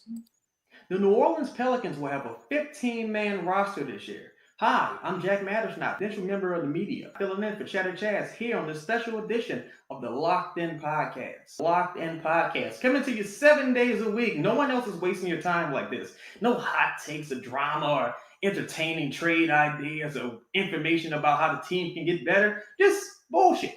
Water is wet. A pig is pork. Houston got the hose. Jose is from New York. Today's episode is brought to you by the Daiquiri Shop on Chef, a shade treatment. Yo, so shout out to everybody in the building. Shout out to our guest, Jake Matters. Now we appreciate you, Jake. Thanks for sponsoring the show. But so DeJounte Murray, I think DeJounte Murray is going to have several suitors potentially because teams. I think so. You got teams like Houston, you got Minnesota, you got some teams are going to be in the Ja Morant. Some teams are going to have some Ja Morant interest. Some teams are going to have some Kyrie interest. I think the teams that miss out on those guys, Phoenix, for example, they all these teams have a need at point guard. DeJounte was able to come back, played phenomenal when he did come back. I couldn't believe my eyes. I got 7 teams listed. You got 7 teams? I'm very interested to hear because I have about 3. And because I say that because it's like these guys are gonna go somewhere, right? Kyrie's gonna go somewhere, potentially. Ja's gonna go somewhere, potentially. And that's gonna leave someone without a dance partner. And it may be some other point guards available around the league. Off the top of my mind, I can't think of many. Like Emmanuel Quickly, maybe a trade partner for some people. I got 5 and 2 possibles. You want him? Let's talk about it. Who you got? All right. So I'll run through them, and then you could choose who you want to talk about. So shout out to hit that like button. Yeah, hit that like button. Shout out to Spectacular. That's my first one. Okay. DeJounte the mini for Naj Reed and Dante. We already talked about that. Yeah. That's one of the deals we truly like. And that's another. Never mind. I don't want to get too far off track. No, that's fine. But no, because I was thinking like if you had Ware off a different deal, would you still be willing to swing that? Only 12 likes. What the fuck, man? Let's hit the like button. This is incredibly disrespectful. Let's hit the like. We should have at least 30, 12 likes. Come on, man. Let's take a moment. Hit the like button. Do I gotta put Jack Matters not back on the screen for y'all to hit the like button? Like let's hit the like button. This is crazy. I ain't never seen y'all act this way. But I think you get to the point where that's too many front court players. Honestly, because Troy love bigs. Yeah, but you got to play the motherfuckers too. I mean, if like you can play on the wing. No, I'm gonna be honest. I am not a fan of Naj Reed. I think Naj Reed is incredibly overrated. And I think he only overrated to this fan base, to be honest, because Naj Reed don't really rebound. Naj Reed is a catch and shoot guy, and he's to me, he's just a rotational big. Like he's a second unit power forward type guy. But you ever checked his numbers as a starter? I mean, he's like a 20 and 10 guy as a starter. How many times have you started recently? Last year I think they started. I can't remember how many games. I think he started like maybe 20 games or something like that. I'm gonna have to look it up. I'm not anti him. I know what you mean. Yeah, I'm not like anti him, but like even when he was a free agent acquisition, like potential free agent acquisition, my mindset was still like, I need to start in the center. Mm-hmm. And I'll tell you how I look at it mm-hmm. with like said deal, right? Like if I got Kel'el, right, and I still was able, I would try to move DeJounte for something else, but I just would look at it similar to how like, and I don't know if you think about it, maybe how the Knicks are built, where you just got 8 players that could play. You know what I'm saying? Yeah. Like, give me a bunch of big wings. Just because I know if let's say if Ware's out the game, I could throw Nas out there, he could play. I ain't worried about it. I could throw Eves out there, he could play. I ain't worried about it. See, keep going. Wait, stop. Keep going. Keep we gonna get talking strictly front court. I could throw Q Queen out there. All right. See, and that's where it always lays. because that's the only reason I was like, nah, because I gotta at least give DQ like a lion's share of these minutes. And really that's my only thing. Like I know with some people, like even when I was mentioning, like we talked about DeMontis at one point, and it was like, well, what that mean for Queen? I'm like, well, DeMontis is a totally different type of player from Derek as far as like motor and rebounding. Whereas you absolutely need shooting. If the Queen wasn't on the team, I love the idea of Nas Reed. But now it's like I know I have to play Derek because I gotta see, what he can do. It's just I don't his year 2 gonna be crazy. My second one, I'll run quick. Fred VanVleet and Reed, possibly for Murray and Hulk. Now, see, that's one because Fred got a player option, right? Yep. I would do that, son. I ain't gonna lie. I think Fred, as a veteran winner, checks every mentorship box. Reed Shepherd reclamation project. Maybe he gets hot from behind the arc. For me, that's one I would probably consider even more than the other one, truthfully. I think Houston would consider that too, to be honest, because I know they believe in Reed, but again, you got Reed money coming up at some point, Amen's money coming up. If you do keep, again, you got to figure out what you're doing with Fred this year. Yeah. While DeJounte got a couple seasons left. His play option ain't until next year. Yep. Yeah. So like I think that just give you a little bit of time. You got a bigger guard, can defend, score, run your offense. Now Fred had he had some lows at one point. We ain't tripping. Yeah, we ain't really tripping because this is like a big expiring. Again, leadership there, toughness there. Veteran point guard, been to a championship. Still can shoot the ball, rebound, pass the ball, not to play off the ball. Play off the ball, not really turnover prone, know what it takes to win. You know what I'm saying? Same age as DeJounte. So yeah, I don't think you would lose anything. And he's been injured for like a year now, so he's probably 100%. Yep. So also a clutch client. So hey, make it happen. Clutch for clutch. Let's do it. So my next one was, since we talked about it earlier, is a possibility. So like Murray for Stewart and either Duncan, LeVert, or what's the last one? Holland. So like Stewart and one of those three. All of them, I think the salary works. Let me take a look here. That sounds intriguing. Initially, I would love to do Stu and Duncan, to be honest. I think if Herter had played better, they would be more incentivized to move Duncan. But also, Trey just been good with finding those shooters. Maybe what's homie name? Maybe Malik beat them Chargers. Who knows, right? And you got Dennis Jenkins, who a hell of a player. Man. That just goes get you who you want, because you know they want Stewart. You get the shooter with Duncan. Stewart and if I could do Stewart and shit. Those are your only three options: Stewart, LeVert, and Holland.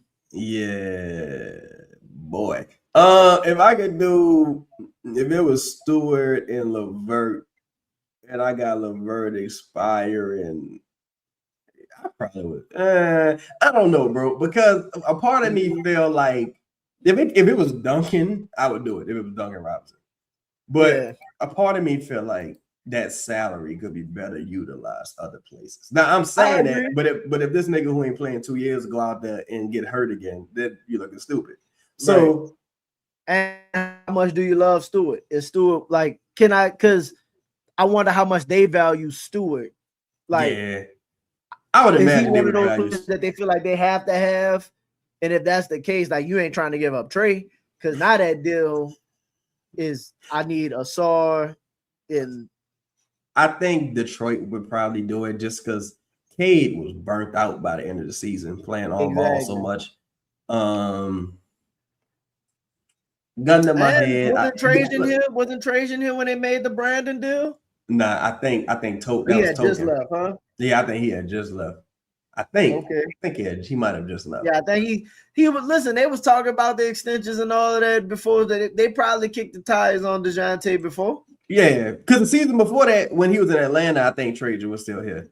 Yeah, and they was considering it. They was considering it. You ain't getting 3 firsts for that, but I think he's saying for Trey. I think he's saying for Trey. Oh, I'm not doing that. I wouldn't do it, but no. You want to hear my next one? My next one is fun. Yeah. Go ahead. My next one is fun. Detroit was one of those. This is a sleeper pick. I wonder if you could do it that way. Can you do a Golden State sign and trade KP for Murray? I wouldn't do it. No, I wouldn't do it. I wouldn't do it because for one, I think it hard caps the Pelicans, if I'm not mistaken, and then why if they money the same? Because it's a sign and trade. But also, I'm not giving KP no 30 fucking million. Nigga, you on an episode of ER somewhere. I'm not giving your ass. You might not play it. Like, if it was for like 1 year, but no, I also think a sign and trade got to be a minimum of 3 years, if I'm not mistaken. Okay. I think.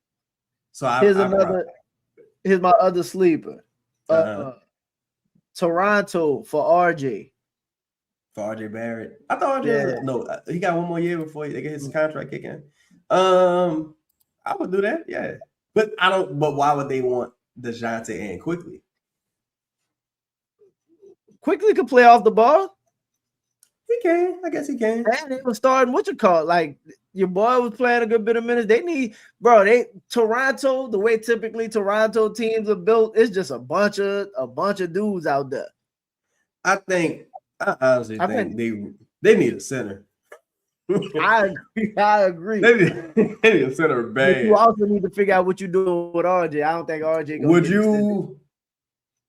If I could get, I like RJ and Z too. If I can attach Hawkins to that and bring back Grady, I probably would do it. Because even if I didn't re-sign RJ, I'd probably be like, yeah.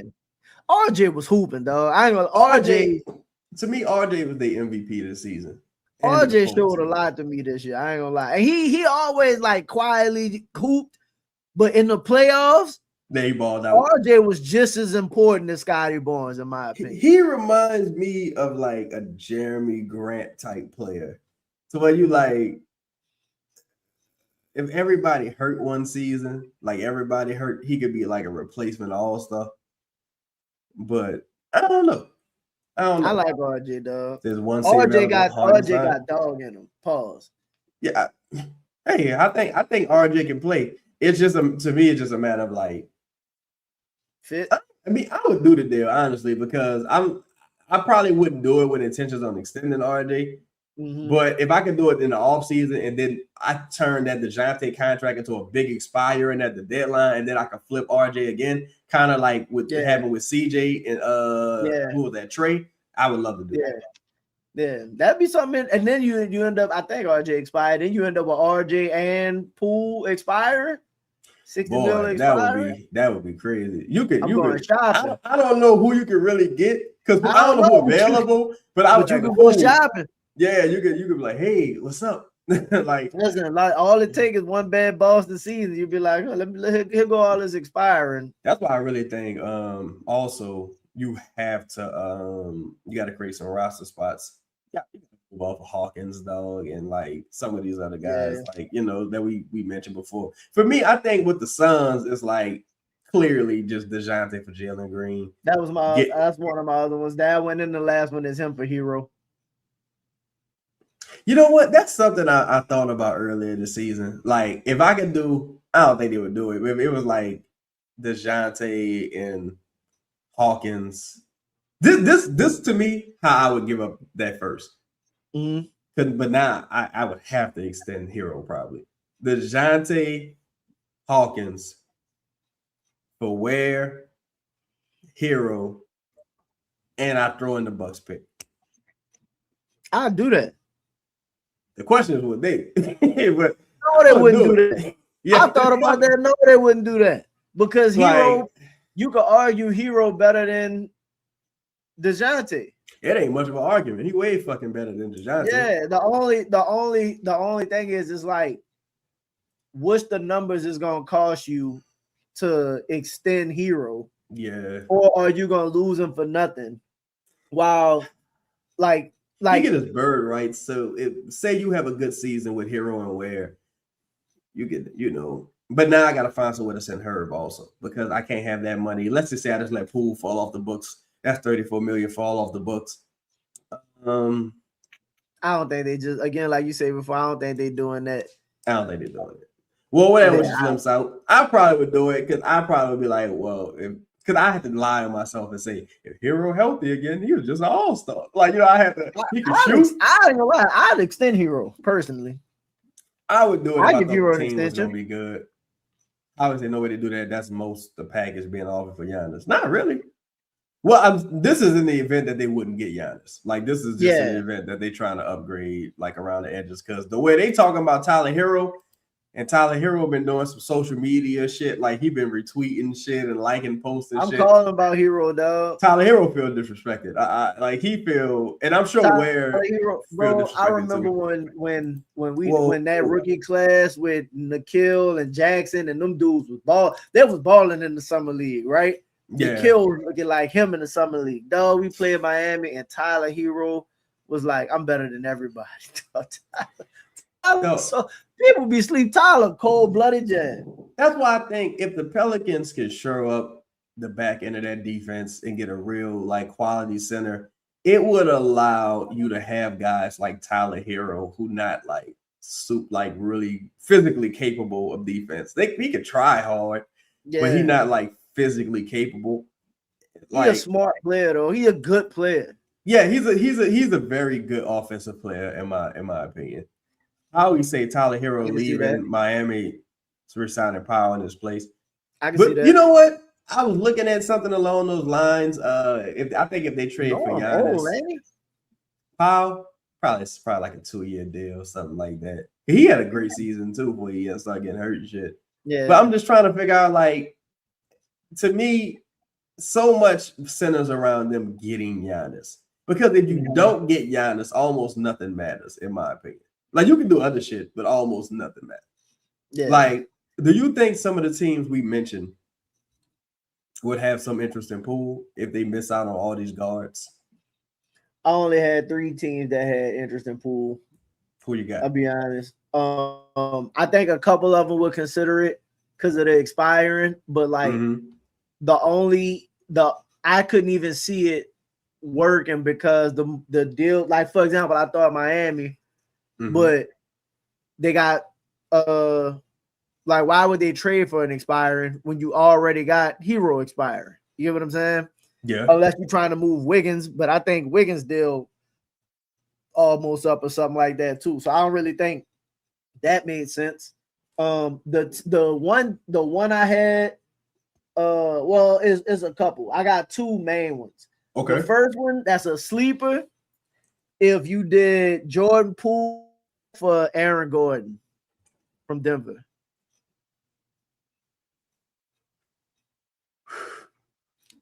Because he got like 3-4 years left, been hurt a lot lately. But they need to come off money, especially when they're trying to find a way to kind of reset their books a little bit. 34 million off the books would be ideal. So that was like the one and the money I think lined up close to it. So for them it would literally be I don't think I would do it as the Pelicans. I like Eric Gordon. Them injuries starting to pile up. That's the only reason. Like if he only had like 2 years left on this deal, because I don't have the deal in front of me. He got like 4 years left on this deal. Oh no, I can't do it. That's why I said I think that's why I don't have to trade Poole. Yeah, like, Eric Gordon. I'm sorry, he got next year at 31, the year after at 34. He got a player option at 37, so he got 3 years left on this deal.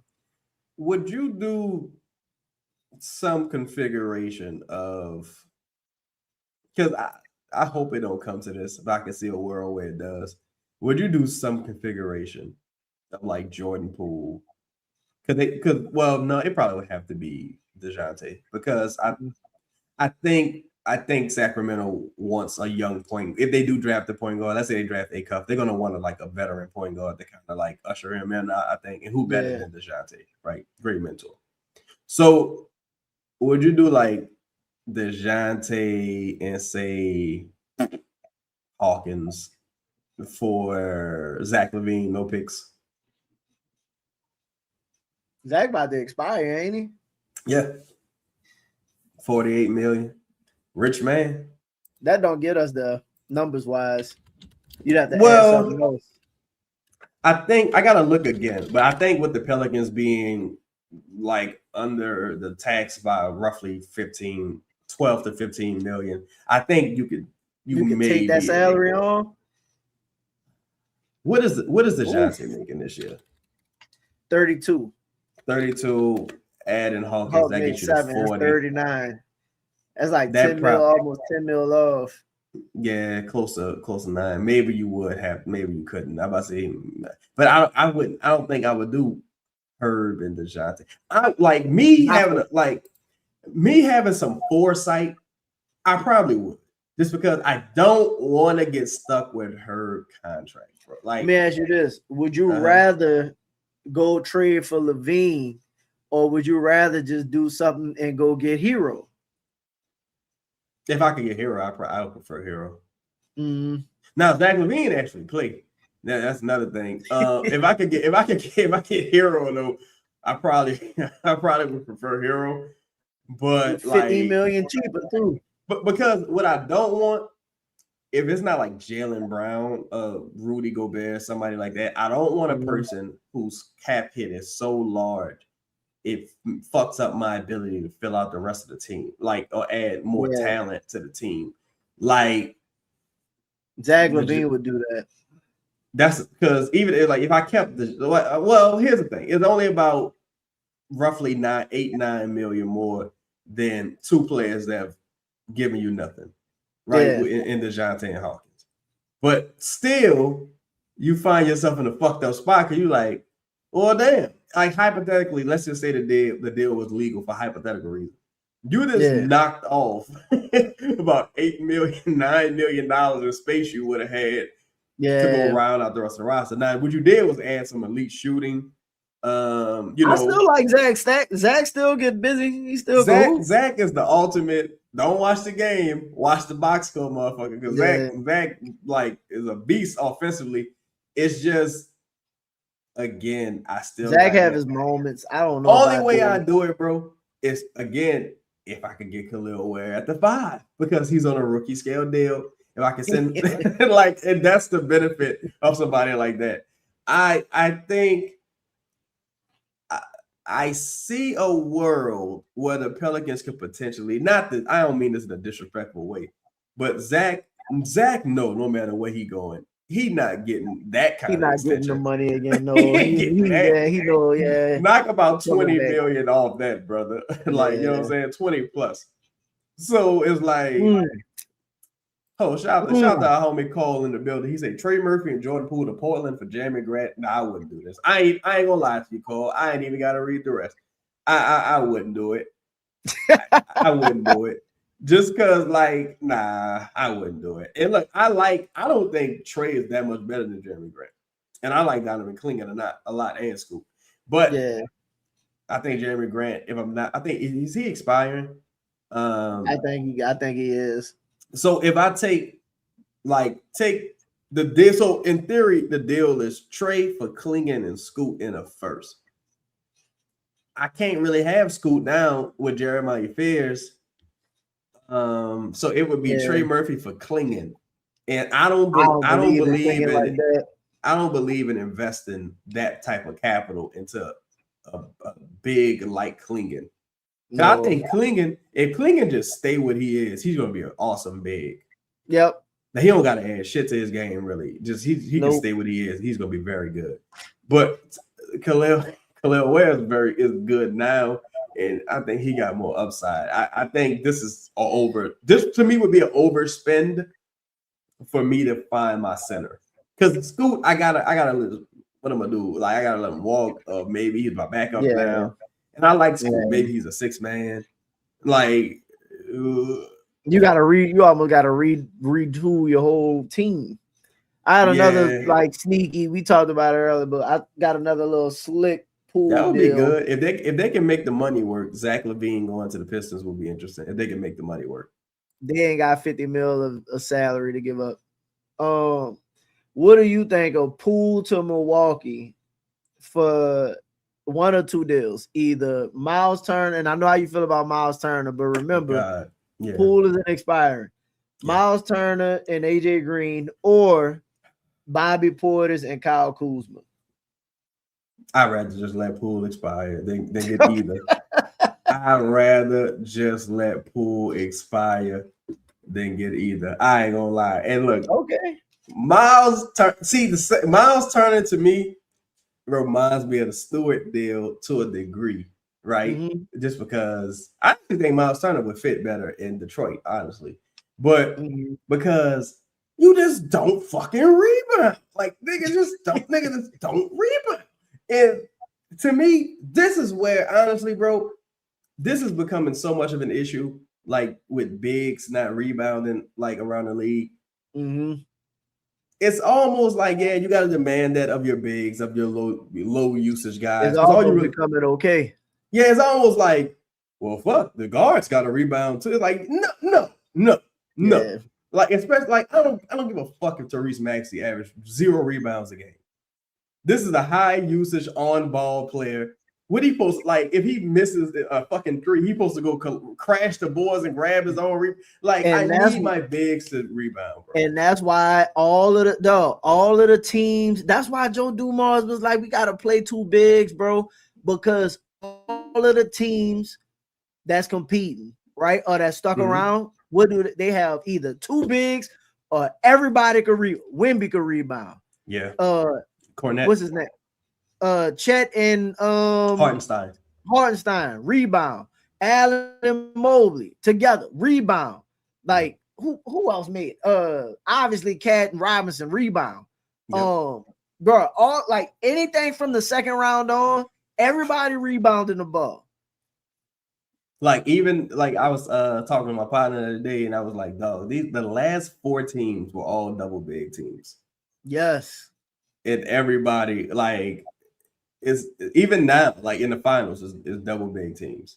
Yes. So it's you have to be able to rebound at a high level. And you see Wemby them playing like when they play just Wemby and they got like the rest of the wings out there, they too small. Like, and even like shout out like the thing with the Spurs too. And where I think their advantage came in and them beating OKC, even though I think OKC is a better team.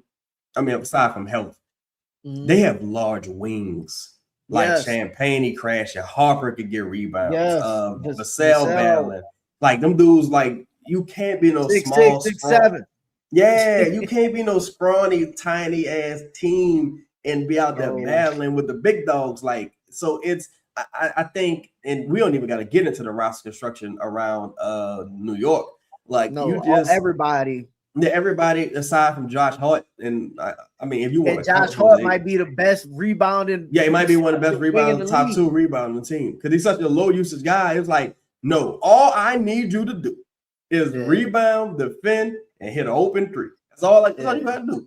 Like, so with the Pelicans again, man, I think they find themselves at a bit of a crossroad when you talk about talent versus toughness, because it's like some of these, like, I don't know if anybody really count Miles Turner as tough, like in the league like that. I don't know. He probably is tough. I don't know. But I'm just saying, like, to me, Miles Turner had that one incredible run with Indiana. Miles out here telling on people. Yeah. I don't want my guy on the media snitching, talking about, man, we wait for Giannis. What? You know, I could have been a real dirtbag just now. I really could have, but I'm going to let it go. I ain't even going to do it.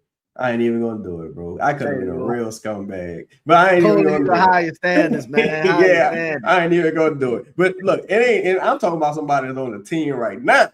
Like, but anyway, like we got to find avenues to thread that needle with talent, and we got to actually address the needs. Like, to me, it really don't make no sense to go and get another perimeter guy like Asar. You could probably talk me into it, but it don't make no sense to me, like Trey for Asar, or like Trey for Isaiah Stewart, or like if I'm sending Miles Turner. If I'm sending Trey, I'll tell you the deal. I'll send Trey to Detroit for. I need Asar, Stu, Robinson, and picks. Yeah, I probably would need something like that as well. I agree. I need the ultra defense from Asar and Stewart. Yeah. I need Robinson shooting, and I need 21 this draft, and I need something in the future. I would be like, keep 21. Give me 2 future picks. Well, I'm saying I'm just trying to get back in the draft. I need the draft right now, and I need the future picks too. No, you need Trey. If we were sending Trey to Detroit, you know how much Trey, like their need, what Trey does for their need, and they already got somebody to replace Stewart. They got somebody to replace Asor, and then Trey technically replaces Robinson. And can I be honest too? And this don't really got nothing to do with Trey. This got nothing to do with Trey. This got more to do with Detroit, right? Yeah. To me, Detroit don't need a Trey. I think Detroit need a self-creator. I think they've excelled with Trey types with Duncan Robinson, Tim Hardaway, Malik. I think they need a motherfucker take that ball out of Cade hands and be like, watch out. Like J-Dub, Kawhi, Brown. Maybe they think Trey is a self-creator. Maybe that's what they think. He's been working on his ISO game and stuff like that. Maybe you looking at Trey now. I've been told several times, though. Trey putting in a lot of work this offseason. I've been told that several times. Love Trey for that. I've really heard, I ain't gonna lie, I've heard that about almost everybody on the team. Only like a couple people I haven't heard that about. Only a couple people I haven't heard that about. Yeah, and rightfully, again, we talked about the state of the franchise. I think this is the Joe Dumars effect as well. Yeah, motherfuckers putting in the work, having that being challenged. Yeah, having excellence being a task. And I think again, seeing the postseason live and being called to task, like, yo, this is not David Griffin. I'm not David Griffin. Yeah, I'm not David Griffin. You know what I'm saying? I'll get you the fuck up out of here if you want to get the fuck up out of here. I'm not David Griffin. I am trying. And look, some of y'all want to be other places anyway. So help me help you. Like, you feel me? Like, it just, let me ask you something. Do you care that you don't see certain guys ever working out in the offseason? No. I only care. Like, if you, for example, I don't care that Trey isn't like, he shows his workouts, but if I don't see Trey working out, I know Trey comes back.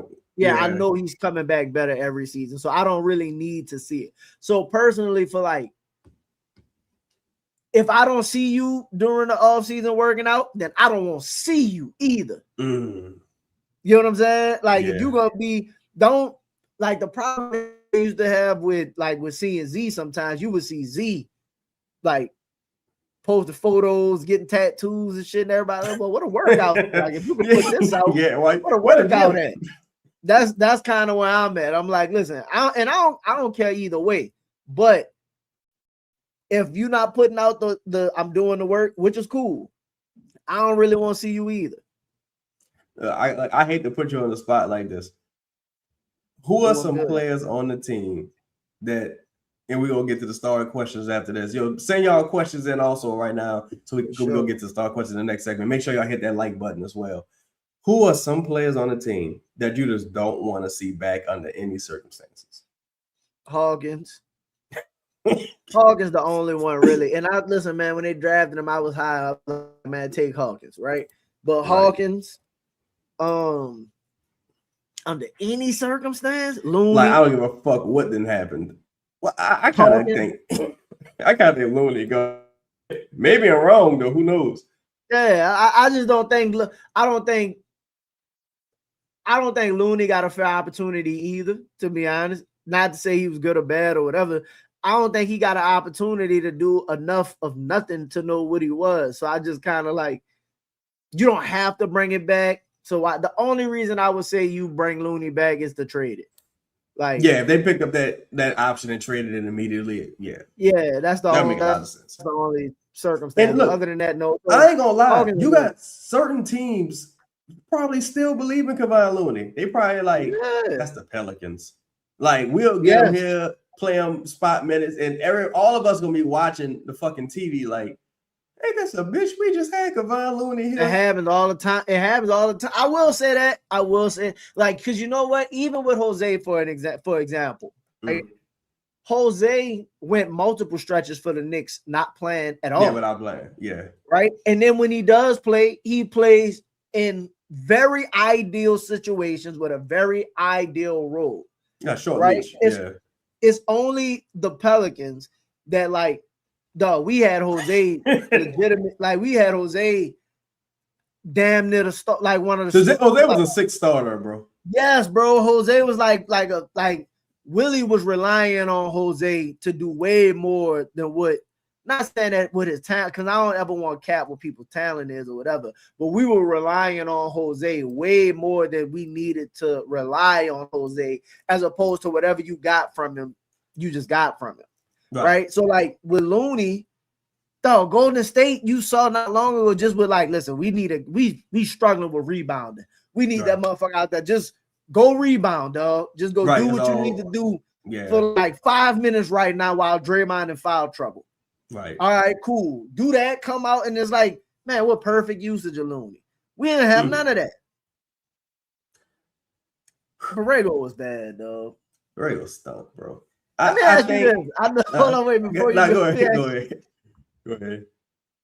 Was Willie right, in your opinion, with DQ? Because remember, he was like, we got Looney, we got to play. We got DeAndre, we got to play. You know, he was saying before he got fired, DQ could not really get on the floor like talking about. Do you think he was right?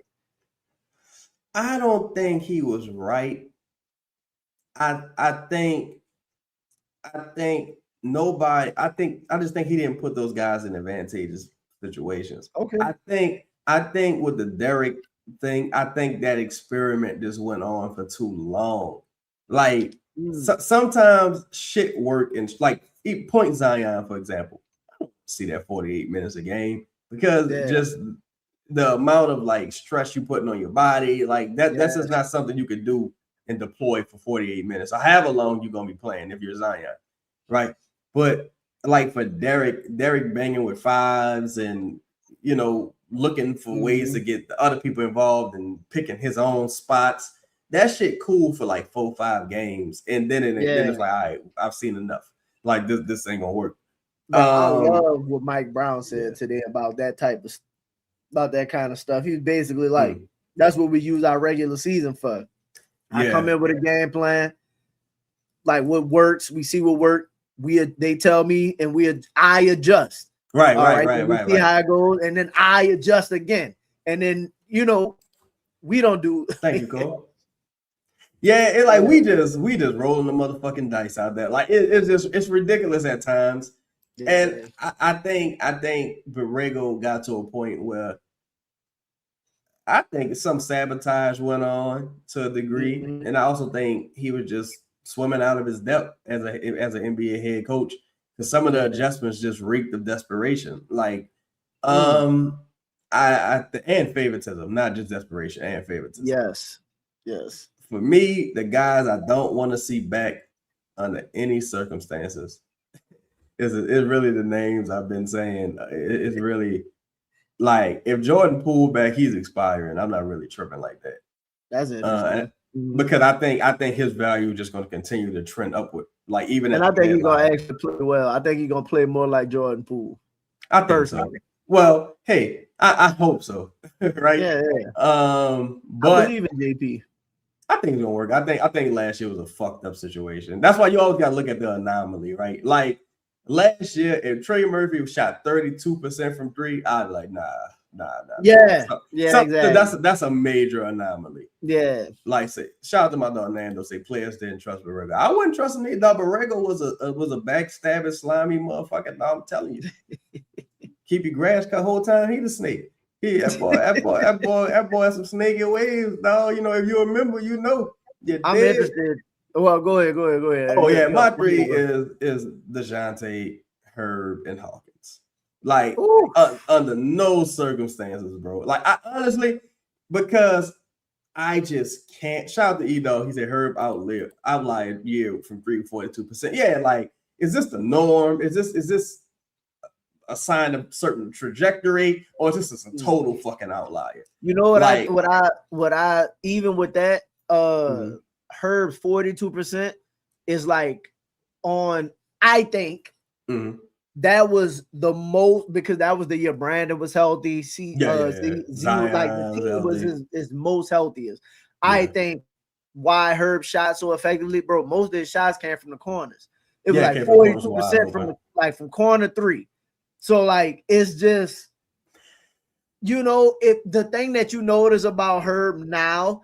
The freedom now with less players, wing pull-up jumpers, boy. Yo, if he could, and I that's why to me, he not like I can't have him on the team. He just got to go back to like playing, like doing what you do, though. Like if you just stayed, like again, he got to make these motherfuckers. But if he just stayed in the corner, was able to hit his three, defend and get out. You know what I mean? Get out on a break every now and then, stuff like that. Yeah. I don't want Herb shooting step back threes, doing all of that. Like, even now, we got point guards, so I don't even really need you running the offense. And he been finishing at the rim worse than ever before. So, like, he used to be able to cut at that motherfucker. To me, Herb just don't do enough to help you, dog. Like, and that's the thing, bro. It's like, because some people was comparing him to Alex Caruso. I don't think it's much of a comparison, right? Because for one, that's a great team. Alex Caruso, he don't even have to play for OKC to be successful.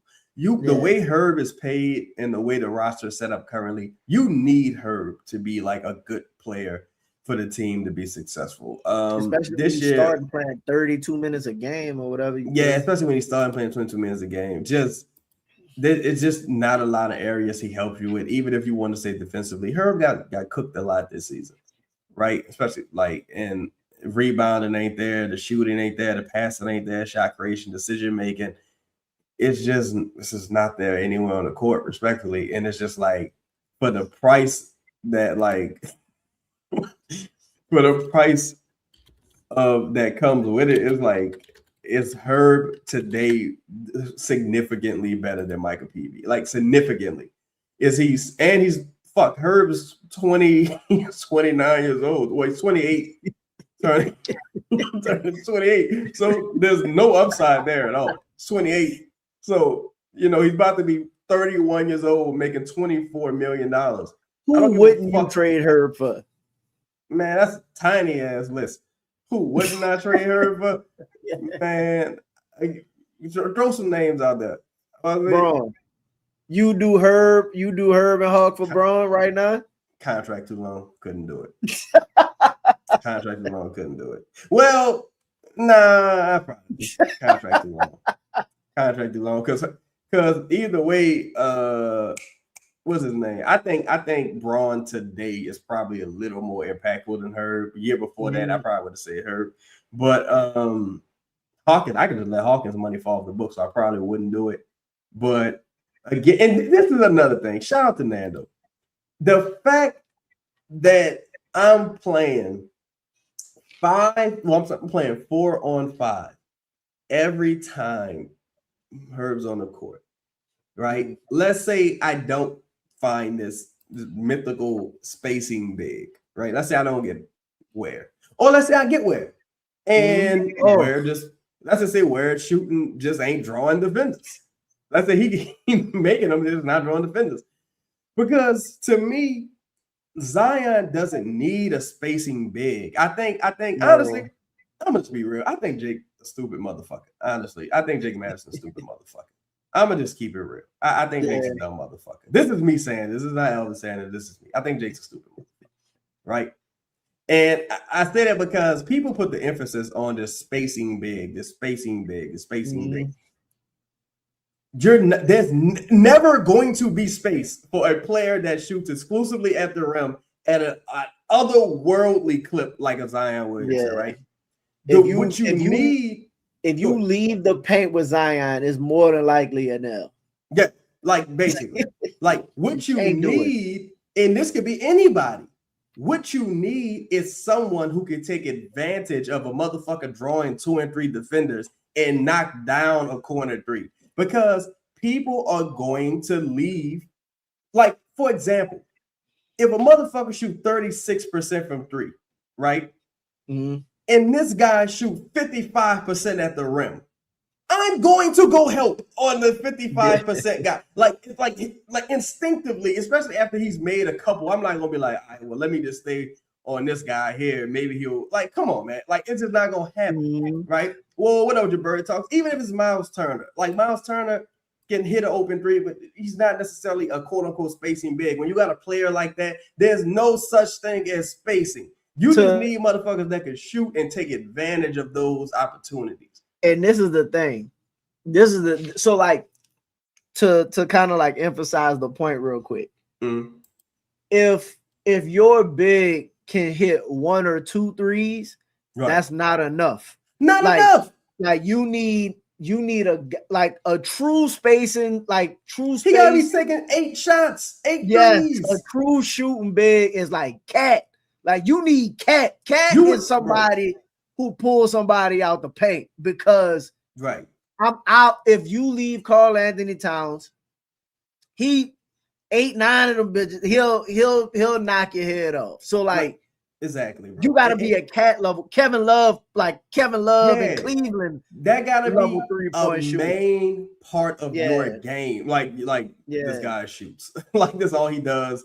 Yeah, 3 or 4 of them ain't gonna do it. Like if Channing Frye level shooter. Let's say Jokic was playing with Zion. No one is going out to contest Jokic from 3, and Jokic hits some big threes. You're gonna be like, all right, well, I'm gonna live with. He gotta hit that. Yeah, if he hitting threes, he's just gonna beat me. Yeah. Like that. That's how you think. And I think when people talk about the Miles Turners, like some of the roster construction, they're like, well, Zion don't need a spacing big for him, because he gonna get his regardless. You need someone you need shooters who can take advantage of those driving kick opportunities. Motherfuckers in the corner, like the year Najee had from the corner. I saw E-Dog mention that was incredible. Carlo from the corner 1 year shot well. Herb at one time shot very well from the corner. That's why they was able to get the 49 games, because people was taking advantage of those opportunities. Jonas only shot like 2 fucking threes that season. Did Zion look any worse as a player when he was in shape? No. Shout out to Nando. In order for this spacing big to exist, you would have to have Malik Beasley and Tim Hardaway spacing players, just space to exist. They would have to shoot like they shot the best of their career.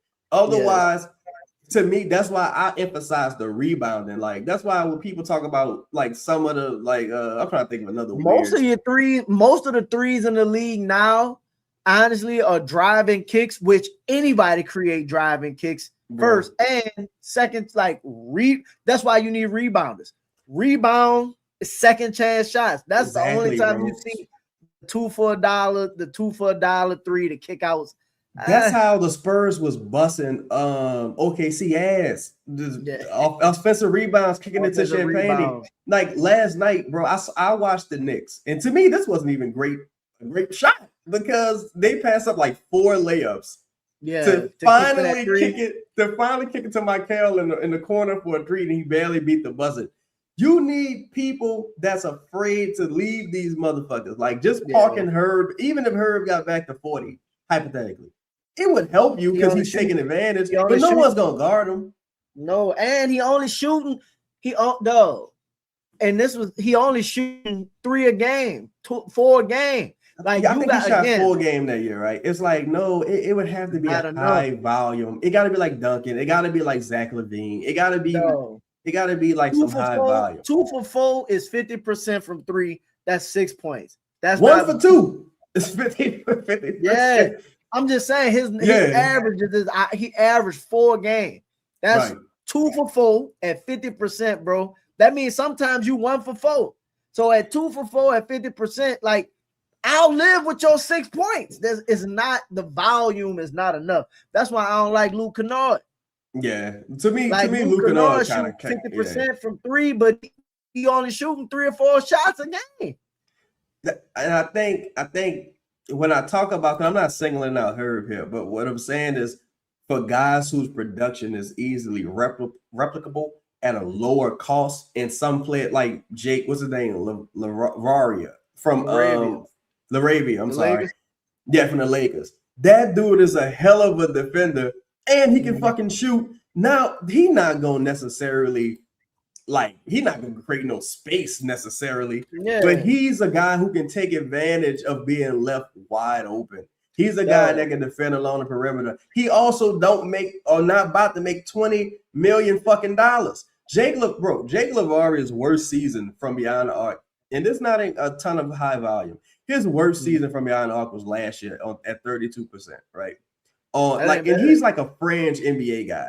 Before that, the dude that shot 34% on nearly 5 attempts, 42%, 44%, 38%, and last year was 32% on 3 attempts. He's a career 35% guy, right? Average 8, 4, and 1, right? Those are Herb Jones numbers, bro. Like those are Herb Jones numbers. Like just keeping it $1. And it's not a knock against Herb. You know what I'm saying? Of course, I don't got nothing personal against Herb. I don't fucking know Herb. But I'm just saying, I'm just looking at it just from a bang for your buck type scenario. If you're not stopping nobody and you got to outscore them, what are we doing here? Like Herb averaged 8, 3, and 2. Yeah. He averaged 8, 3, and 2. And I just told you Jake. Free throw a game. Yeah, and I just told you Jake averaged 8, 4, and 1. So it's like, what are we doing here? Like 1 steal a game. Of course, 1 turnover. I think Herb averaged 1 steal a game, 0.5 blocks. So, come on, I was son. mad. Herb had like a 10-game stretch where he didn't get to the line once. I think I remember that.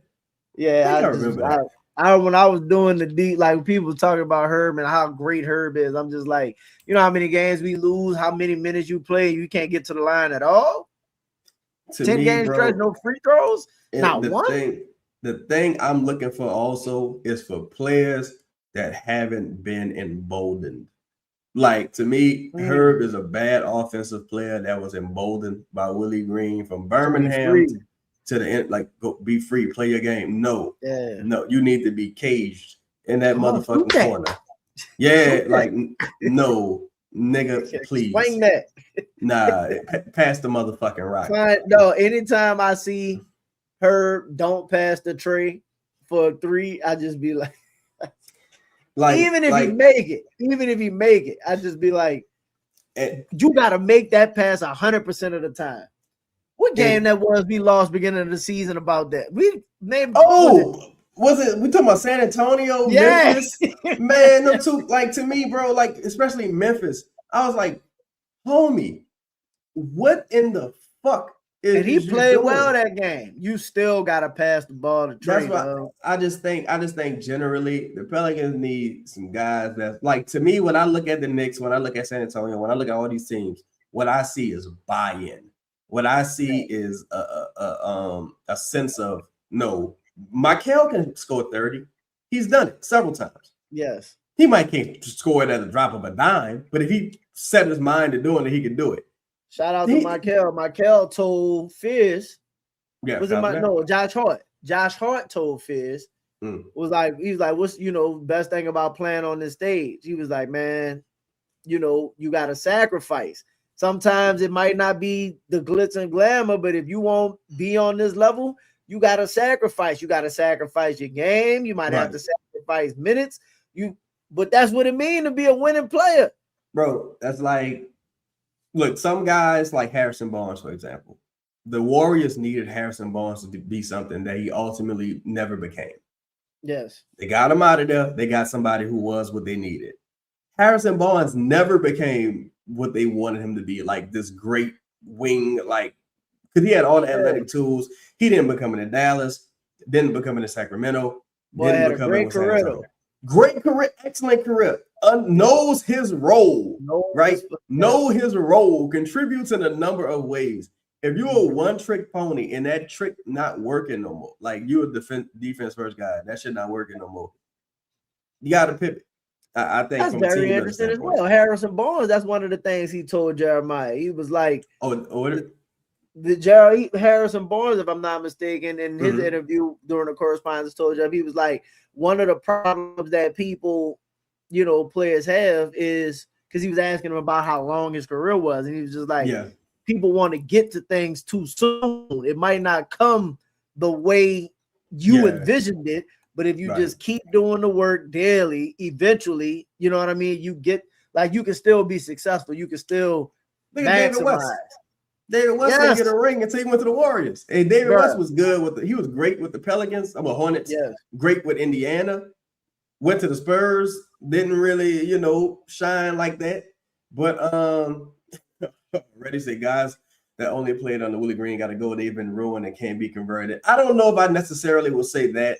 I do think there's a deprogramming process that goes into when you've been under a bad regime. I just think, like, again, if Herb was making $9 million, I feel differently about it. But I can see the future with that contract. I know how bad that shit about to be. We done seen it a million times. Because when you extend him, you never think he about to have this type of season like that he just had. Like, that's nowhere in your mind. You like, well, he was hurt. So at least he gonna get back to the way he was, like bare minimum. It just didn't fucking happen. Listen, man, all the people that still think Herb, like that still say Herb is really, really good. We'll see in a couple weeks. We'll see in a couple weeks, because if that value is there, I definitely believe that they'll move. I absolutely hope it is. And again, the only reason why I say I don't want to back under any circumstances is because of the contract. If the contract was going to be like 12, 10 million, I'd be like, oh, who cares, right? But when you're a team that got, like, your avenues is kind of down with her, once that contract goes to like 20, 22, 23, it's like, whoa, like, because Trey Murphy making like, what, 27 right now. So even when the cap goes up, you're gonna say, like, and they about to extend Sadiq Bey. And you got to extend Sadiq Bey, and Bryce McGowan's on a guaranteed contract. If you get a lottery or if you get a pick, that's another guaranteed first round guy you bringing in. You're gonna have to find somewhere to run for him. Like, it's just like we got to start cleaning some house here. That's my three though. Hoggins, who's just unplayable. Herb, who's kind of like probably should be playing like 18, 20 minutes. And DeJounte, who kind of just like, I don't really think he moved the needle for you at this point. Honestly, 2 years off, when he's back, I don't know if Fierce take the next step, he's at least as good as DeJounte. And then what you gonna do? Like, you know what I'm saying? It just get tough. I'll say this. What I would prefer to happen is what I would prefer to make. Let's say this, we know they're gonna make 3 moves, right? Let's say you think so? Like for trades or like total transactions? I'm gonna say like trades to like players brought in because I think they're gonna. It might not necessarily be like I think Herb is a deal, I think Poole is a deal, and I think DeJounte is a deal, right? So let's look at those 3 players. I don't think they all go in the same deal unless it's for like a job, something like that. Yeah. But let's say how I could see it is I could see a DeJounte. Again, I talked about I think Herb is the priority. Well, I think DeJounte is probably the priority to move. I think so? DeJounte. What makes you say that? Because I think it's either him or her, to be honest. I don't think it's Poole. I think it's DeJounte because I think there'll probably be more. He'll probably have the most suitors. Yeah, I think DeJounte and Herb will have the most suitors. Yeah, and I think they'll be semi-comfortable with like a role for Fears if need be. Mm-hmm. And it's just kind of like I think of anybody, he's probably the one that I don't want to say he's the one that wants to go the most, but I think he's the one that's probably like I don't want to be here. What's the worst deal you would take for each of those guys? DeJounte and or the worst deal? Yeah, could you ask me about it now? I'm just thinking about it. Like if they came to you and said, "Look," the Lakers come to you and say, "Look, we got Jake, Connect." And no, let's just say it's Vanderbilt and some bullshit in a first. It's different for me because your 3 ain't my 3. So your ass will be playing for me. Okay, so my bad. But go ahead. Yeah, no. So like for me, like I wouldn't take a bad deal for DeJounte because I'll bring DeJounte back. Like you know what I mean? The one deal I would make, I would bring if I could bring in Ware, I would bring in Ware, and if there were no other deals, I wouldn't like just blow it all up just to blow it all up. If that would you take hypothetically if they would say, well, we're not gonna send Hero, but we'll give you Wiggins and Ware for DeJounte and whatever we'll make this salary work. You still do it. I don't even care what it is. I do it. Yeah. I think like, Wiggins is a very serviceable player. Wiggins be hooping. Man, listen, if I turn Herb in the start lineup into Wiggins and then Ware my 5. I think that helps you significantly. Boy, listen, if my 5 was like, what does Wiggins play like that? Because you'd have Ware, Z, Wiggins, Trey. And I guess I gotta play a point. Oh, Fears. Let's just say Fears. Yeah, I gotta play Fears in that scenario because I don't think you can run too big, but I think Wiggins could play big enough, could rebound and stuff like that. Wiggins is one of those players. You know who Wiggins reminds me of? Wiggins done played championship basketball. Wiggins kind of like the ideal plug and play guy, like everywhere. He reminds me of like Harrison Barnes with more. Younger Harrison Barnes. He got a little like not OG, but like a little OG Anunoby to him. You know what I mean? Like could guard multiple people and stuff. Like if you threw Wiggins on a chat, like you could see Wiggins as a championship player, in my opinion. I think I would do that though. I think the only way I don't know if there's a bad deal for. I think maybe Christian Ballin is the only deal that I wouldn't probably. Yeah, for DeJounte, like because then it's like, what is it really? What do I count as a bad deal? For me, it's crazy years. Like if I got to take back like 5 years, then I'm like, yeah, I don't want to do that. But if it's like, let's say DeJounte got 2 years. Do you think Bond is terrible? I don't think he's terrible. I just don't think he's like good. I think you know what? Well, let me rephrase that. I don't think Bond is terrible. I think Bond is overpaid for what he does in some scenario. I think Vaughn, to me, is Bruce Brown, but he's like, the contract is just too long. I think he's Bruce Brown, but the contract is just too long. Like, he can rebound, he can score occasionally, he can defend, he's tough. He can dive on the floor. He can dunk. He gonna do all that. He's the perfect guy to have on a 2-year deal. But if you gotta have him for fuck no. He make 20. He make what 20? His max is what 25, something like that. Yeah, like he got a great agent. I don't know who his agent is. I'll say this: if Braun was like my Caruso, I ain't mad. Oh my god, this contract is horrendous. How it go up? How much it go up to? Oh my god, it go up to 28 fold, but he's locked. 30 by then. It's really not. He's 20. Go ahead. Based on the product, like if his production, like if he was Caruso, it's not really bad until you get to like 25. Like by year 3, when it turned into 25, it ain't bad. But if he was Caruso, it wouldn't be terrible. Now here's the thing.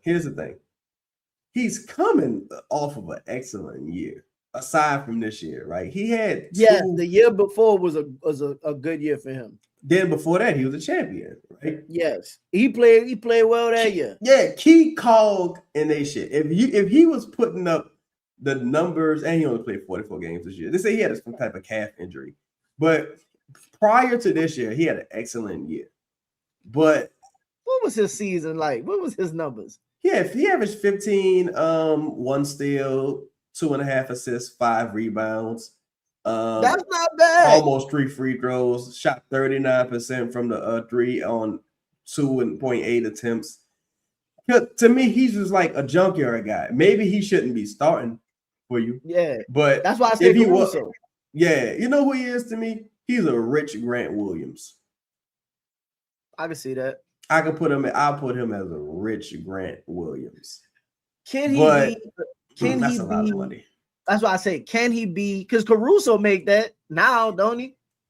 Yeah, when Caruso left the Lakers, he got a bag too, if I'm not mistaken, to go to Chicago.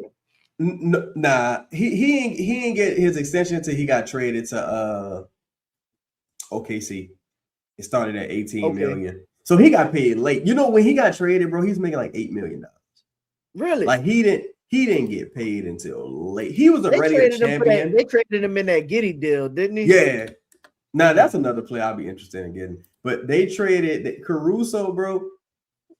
The most he made, and this is as a champion and 2-time All NBA guy, or 2 All Defense, $9 million. So that's why to me, $9 million. Yeah. Downtown, Cluet, St. Claude. That's why to me, ain't no fucking way in the world to pay Herb no 20-something million fucking duckaroos. I can't do it. I can't do it. Look. But I'll tell you this right now. I understand the Herb thing. If Braun averaging 15, like again, give him the mulligan for the down year. Right, just in case he was hurt. Yeah, I got you. Let's just say hypothetically that last year was a down year. If you telling me in your last 2 years you around 15 a game, then like I ain't really that mad at the 20. Well, if it was just 20, you probably wouldn't trip, right? Well, I'm saying like after like 5, you thought he was gonna get better. Well, here's the thing. He did win a chip. He do play defense. Here's the thing, right? Because this is very similar to Herb. You ain't paid him yet. That money don't kick into next season. So when he was doing gotta make moves. When he was doing all this fly ass shit for you, helping you win him, Rain getting 15, he earned that money. He was doing it for $4 million. $4 million. Now, when Peyton Watson got to get paid, Jamal looking kind of in, Eric Gordon looking kind of in. Now you're like, damn, I wish you can't do that for $4 million no more. You need 20. Ooh. This is a $20 million raise. That's why I'm like, boy, like, fuck that. I ain't saying I want him. I'm just saying. No, look, look, I'm not honestly. If I woke up tomorrow and it was like DeJounte Herb, just got traded, Herb and Hawkins for Christian Ball, I'll talk myself into it.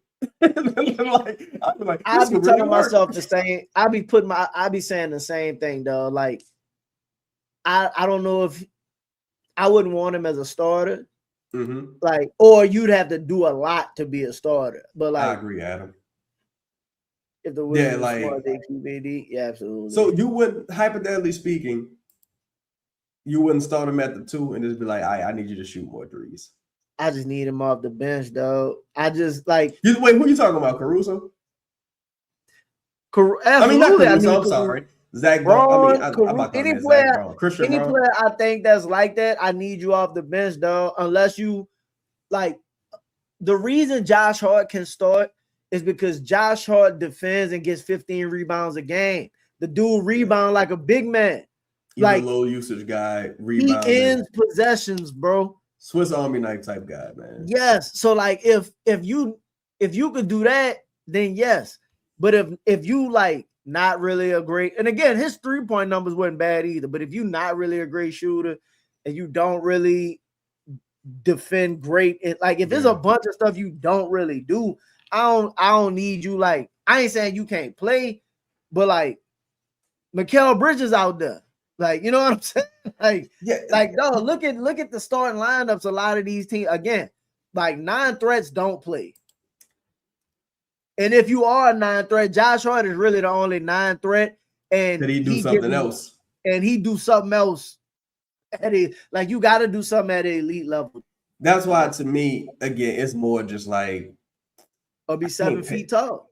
Yeah, like I can't pay you if you're not gonna be a rebounder like a dog. The perimeter defense not really dog. Like, you ain't knocking motherfuckers out, throwing elbows, diving into people's knees. It just ain't. That just ain't there. And I think probably why I don't want to say sour grapes. Probably my biggest knock on like when that pay increase kicks in is that this, like, to me as a person who kind of, I knew it was going to be a problem. That's like kind of the thing, because I think the national media, of course, they don't pay attention to no fucking Pelicans, and even local media, like the people watching, y'all be shocked at how little motherfuckers pay attention, because people still writing this as if this is some good contract. Like, he's on the team friendly deal. Like, no, he ain't. The extension kick in the next fucking year. Like, what are you talking about? Like, you know what I'm saying? So, and to move on from him, man. Yeah, I take back almost anything for Herb. I ain't gonna lie to you, dog. Like, that Christian Braun though is a no. If it was, nah, it's too many years. I probably couldn't do it. That's probably the one day I'll move away from. If it was for DeJounte, I'm probably in the same boat. If I could get a nice expiring, I would probably take that back for DeJounte. Just because I almost would rather, if nobody gonna really move the needle anyway, I probably would rather Fears not move the needle than DeJounte. At least I don't gotta worry about like the diva shit. And now I'm getting Fears like time on task, and Fears might really drop his nuts and be like that. And then I'm like DeJounte, I'm always scared you about to get hurt. If Fizz turn out like you saying, I'd be more. I'm a different type of dog, bro. I've been to put that boy on the bench. Fears or DeJounte? Yes. See, that's the thing, bro. Like that's why, because people probably be like, well, Chaz, you and DeJounte half-ass got into it. That's the problem. I'm like, no, dude got diva ways. Like, if he wouldn't allow himself to come off the bench. Okay. Like, that's why I'm like, he ain't I'm gonna get in where I fit in type. No, he just go back to the next game. Like, you know what I'm saying? That's just his personality is kind of more like, listen, and that's why I like how we running it.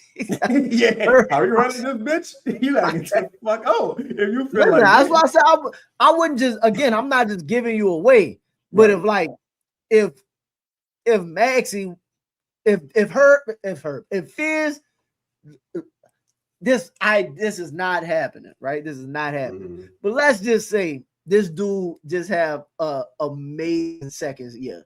Like he just looked like a star. And you know, sometimes it happens. Yeah. Some dudes just ascend. Like it look fucking crazy. Man, I'm not bringing that dude off the bench. Like if he really started looking like, hey man, y'all saw Fizz had 25. Fizz had another. That's 424 point. That's 425. That's 7. He had 30. All right, dog. Look, we. I think, and look, I know Joe probably carrying it like this because Joe has, not only is he a great player, he's seen greatness like this motherfucker beat Jordan. You was on team with Zeke, Rodman. Like you didn't see them guys beat them guys. Pippen. Well, we talking about the best of the best of the best of all time. Larry Bird. Like Joe been. I'm here. I've been here. I've done it. Right now, I ain't just seen it, motherfucker. I've done it. Yes. I think the era of treating non-superstars or non-stars and acquiescing to non-stars, it's over. I think you got to leave that shit in the David Griffin regime. Anybody coming with some diva-like shit, you better be a cold-blooded motherfucking head buster on that court. Because if you ain't, no. I'm not, no. We're not like nigga telling me like, man, you can't bench such and such. Why I don't even hear you can't. Like I heard you can't immediately. It was like, whatever the fuck I want. Like this ain't nobody. Like man, all right, man. Look, shout out to everybody in the building. Make sure y'all hit that like button. We gonna get to these starting questions to get out of here, man. Much love to all y'all for rocking with us, man. Louisiana Gal mentioned, of course, San Antonio being interested in trade. I think we both agree if Castle not in the deal, we out on Harper. Castle or Harper. It's a no, right?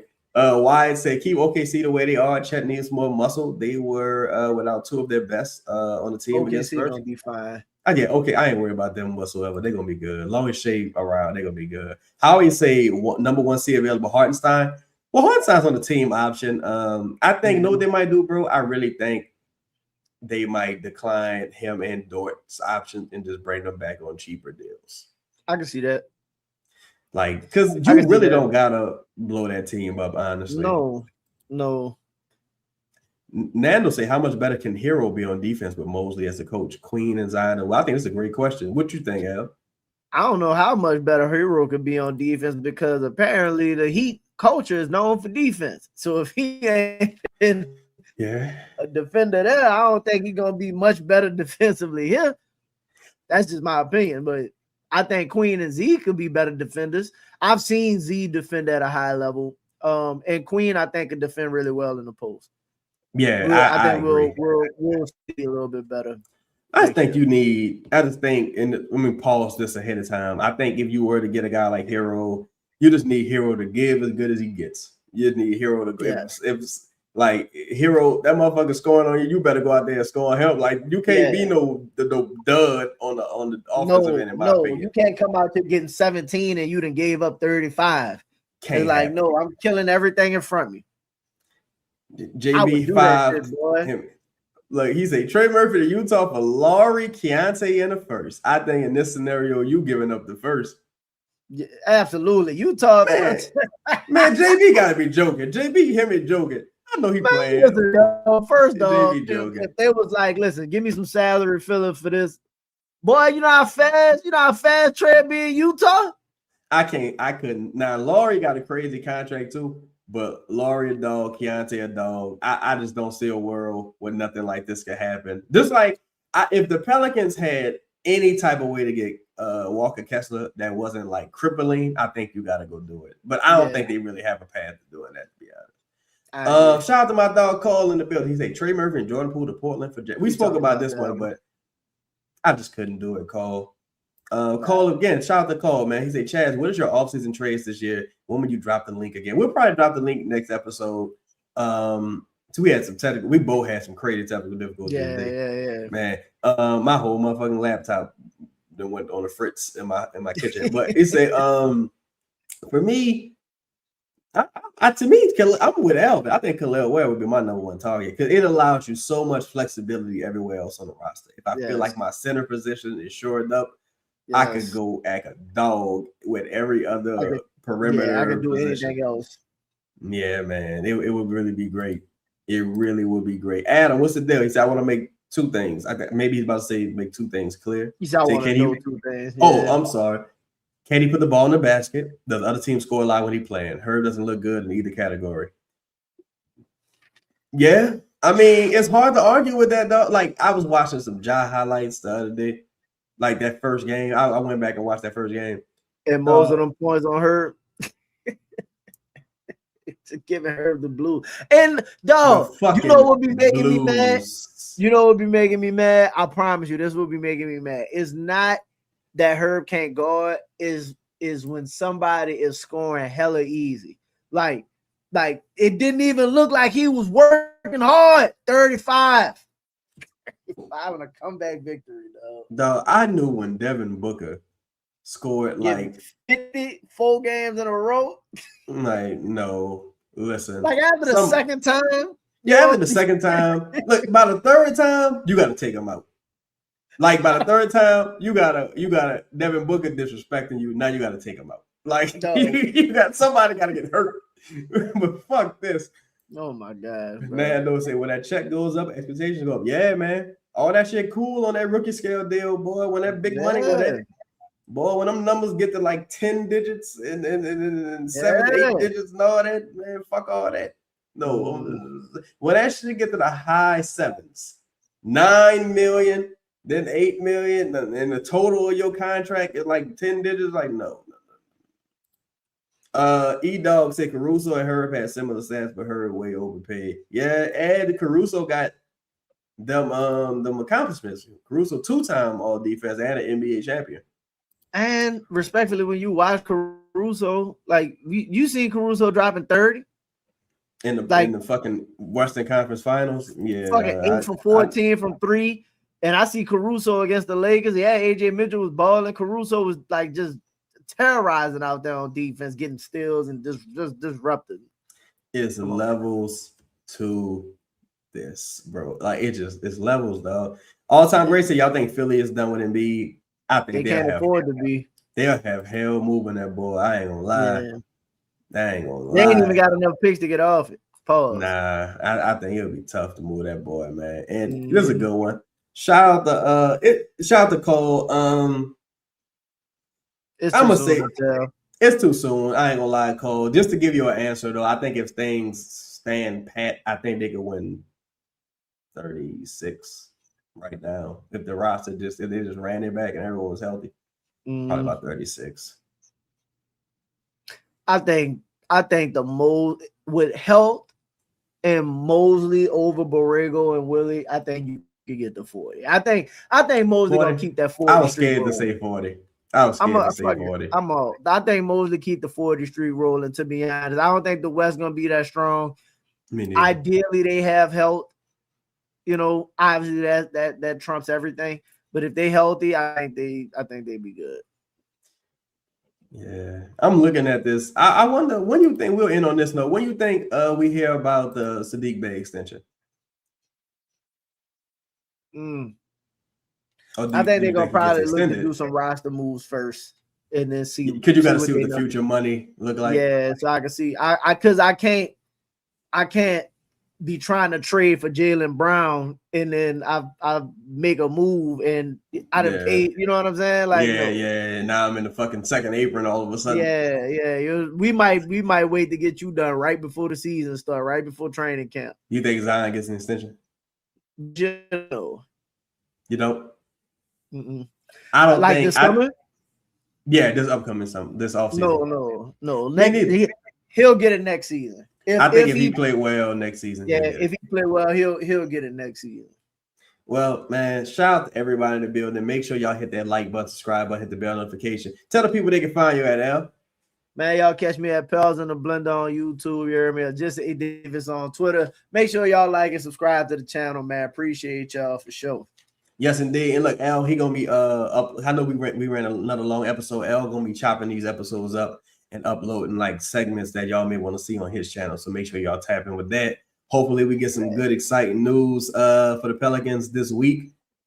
For the members, I might have something for y'all. So if you haven't, it might be good news, it might be bad news, but I might have something for y'all. So make sure you sign up if you haven't already. But that's been today's show, man. We out. Peace.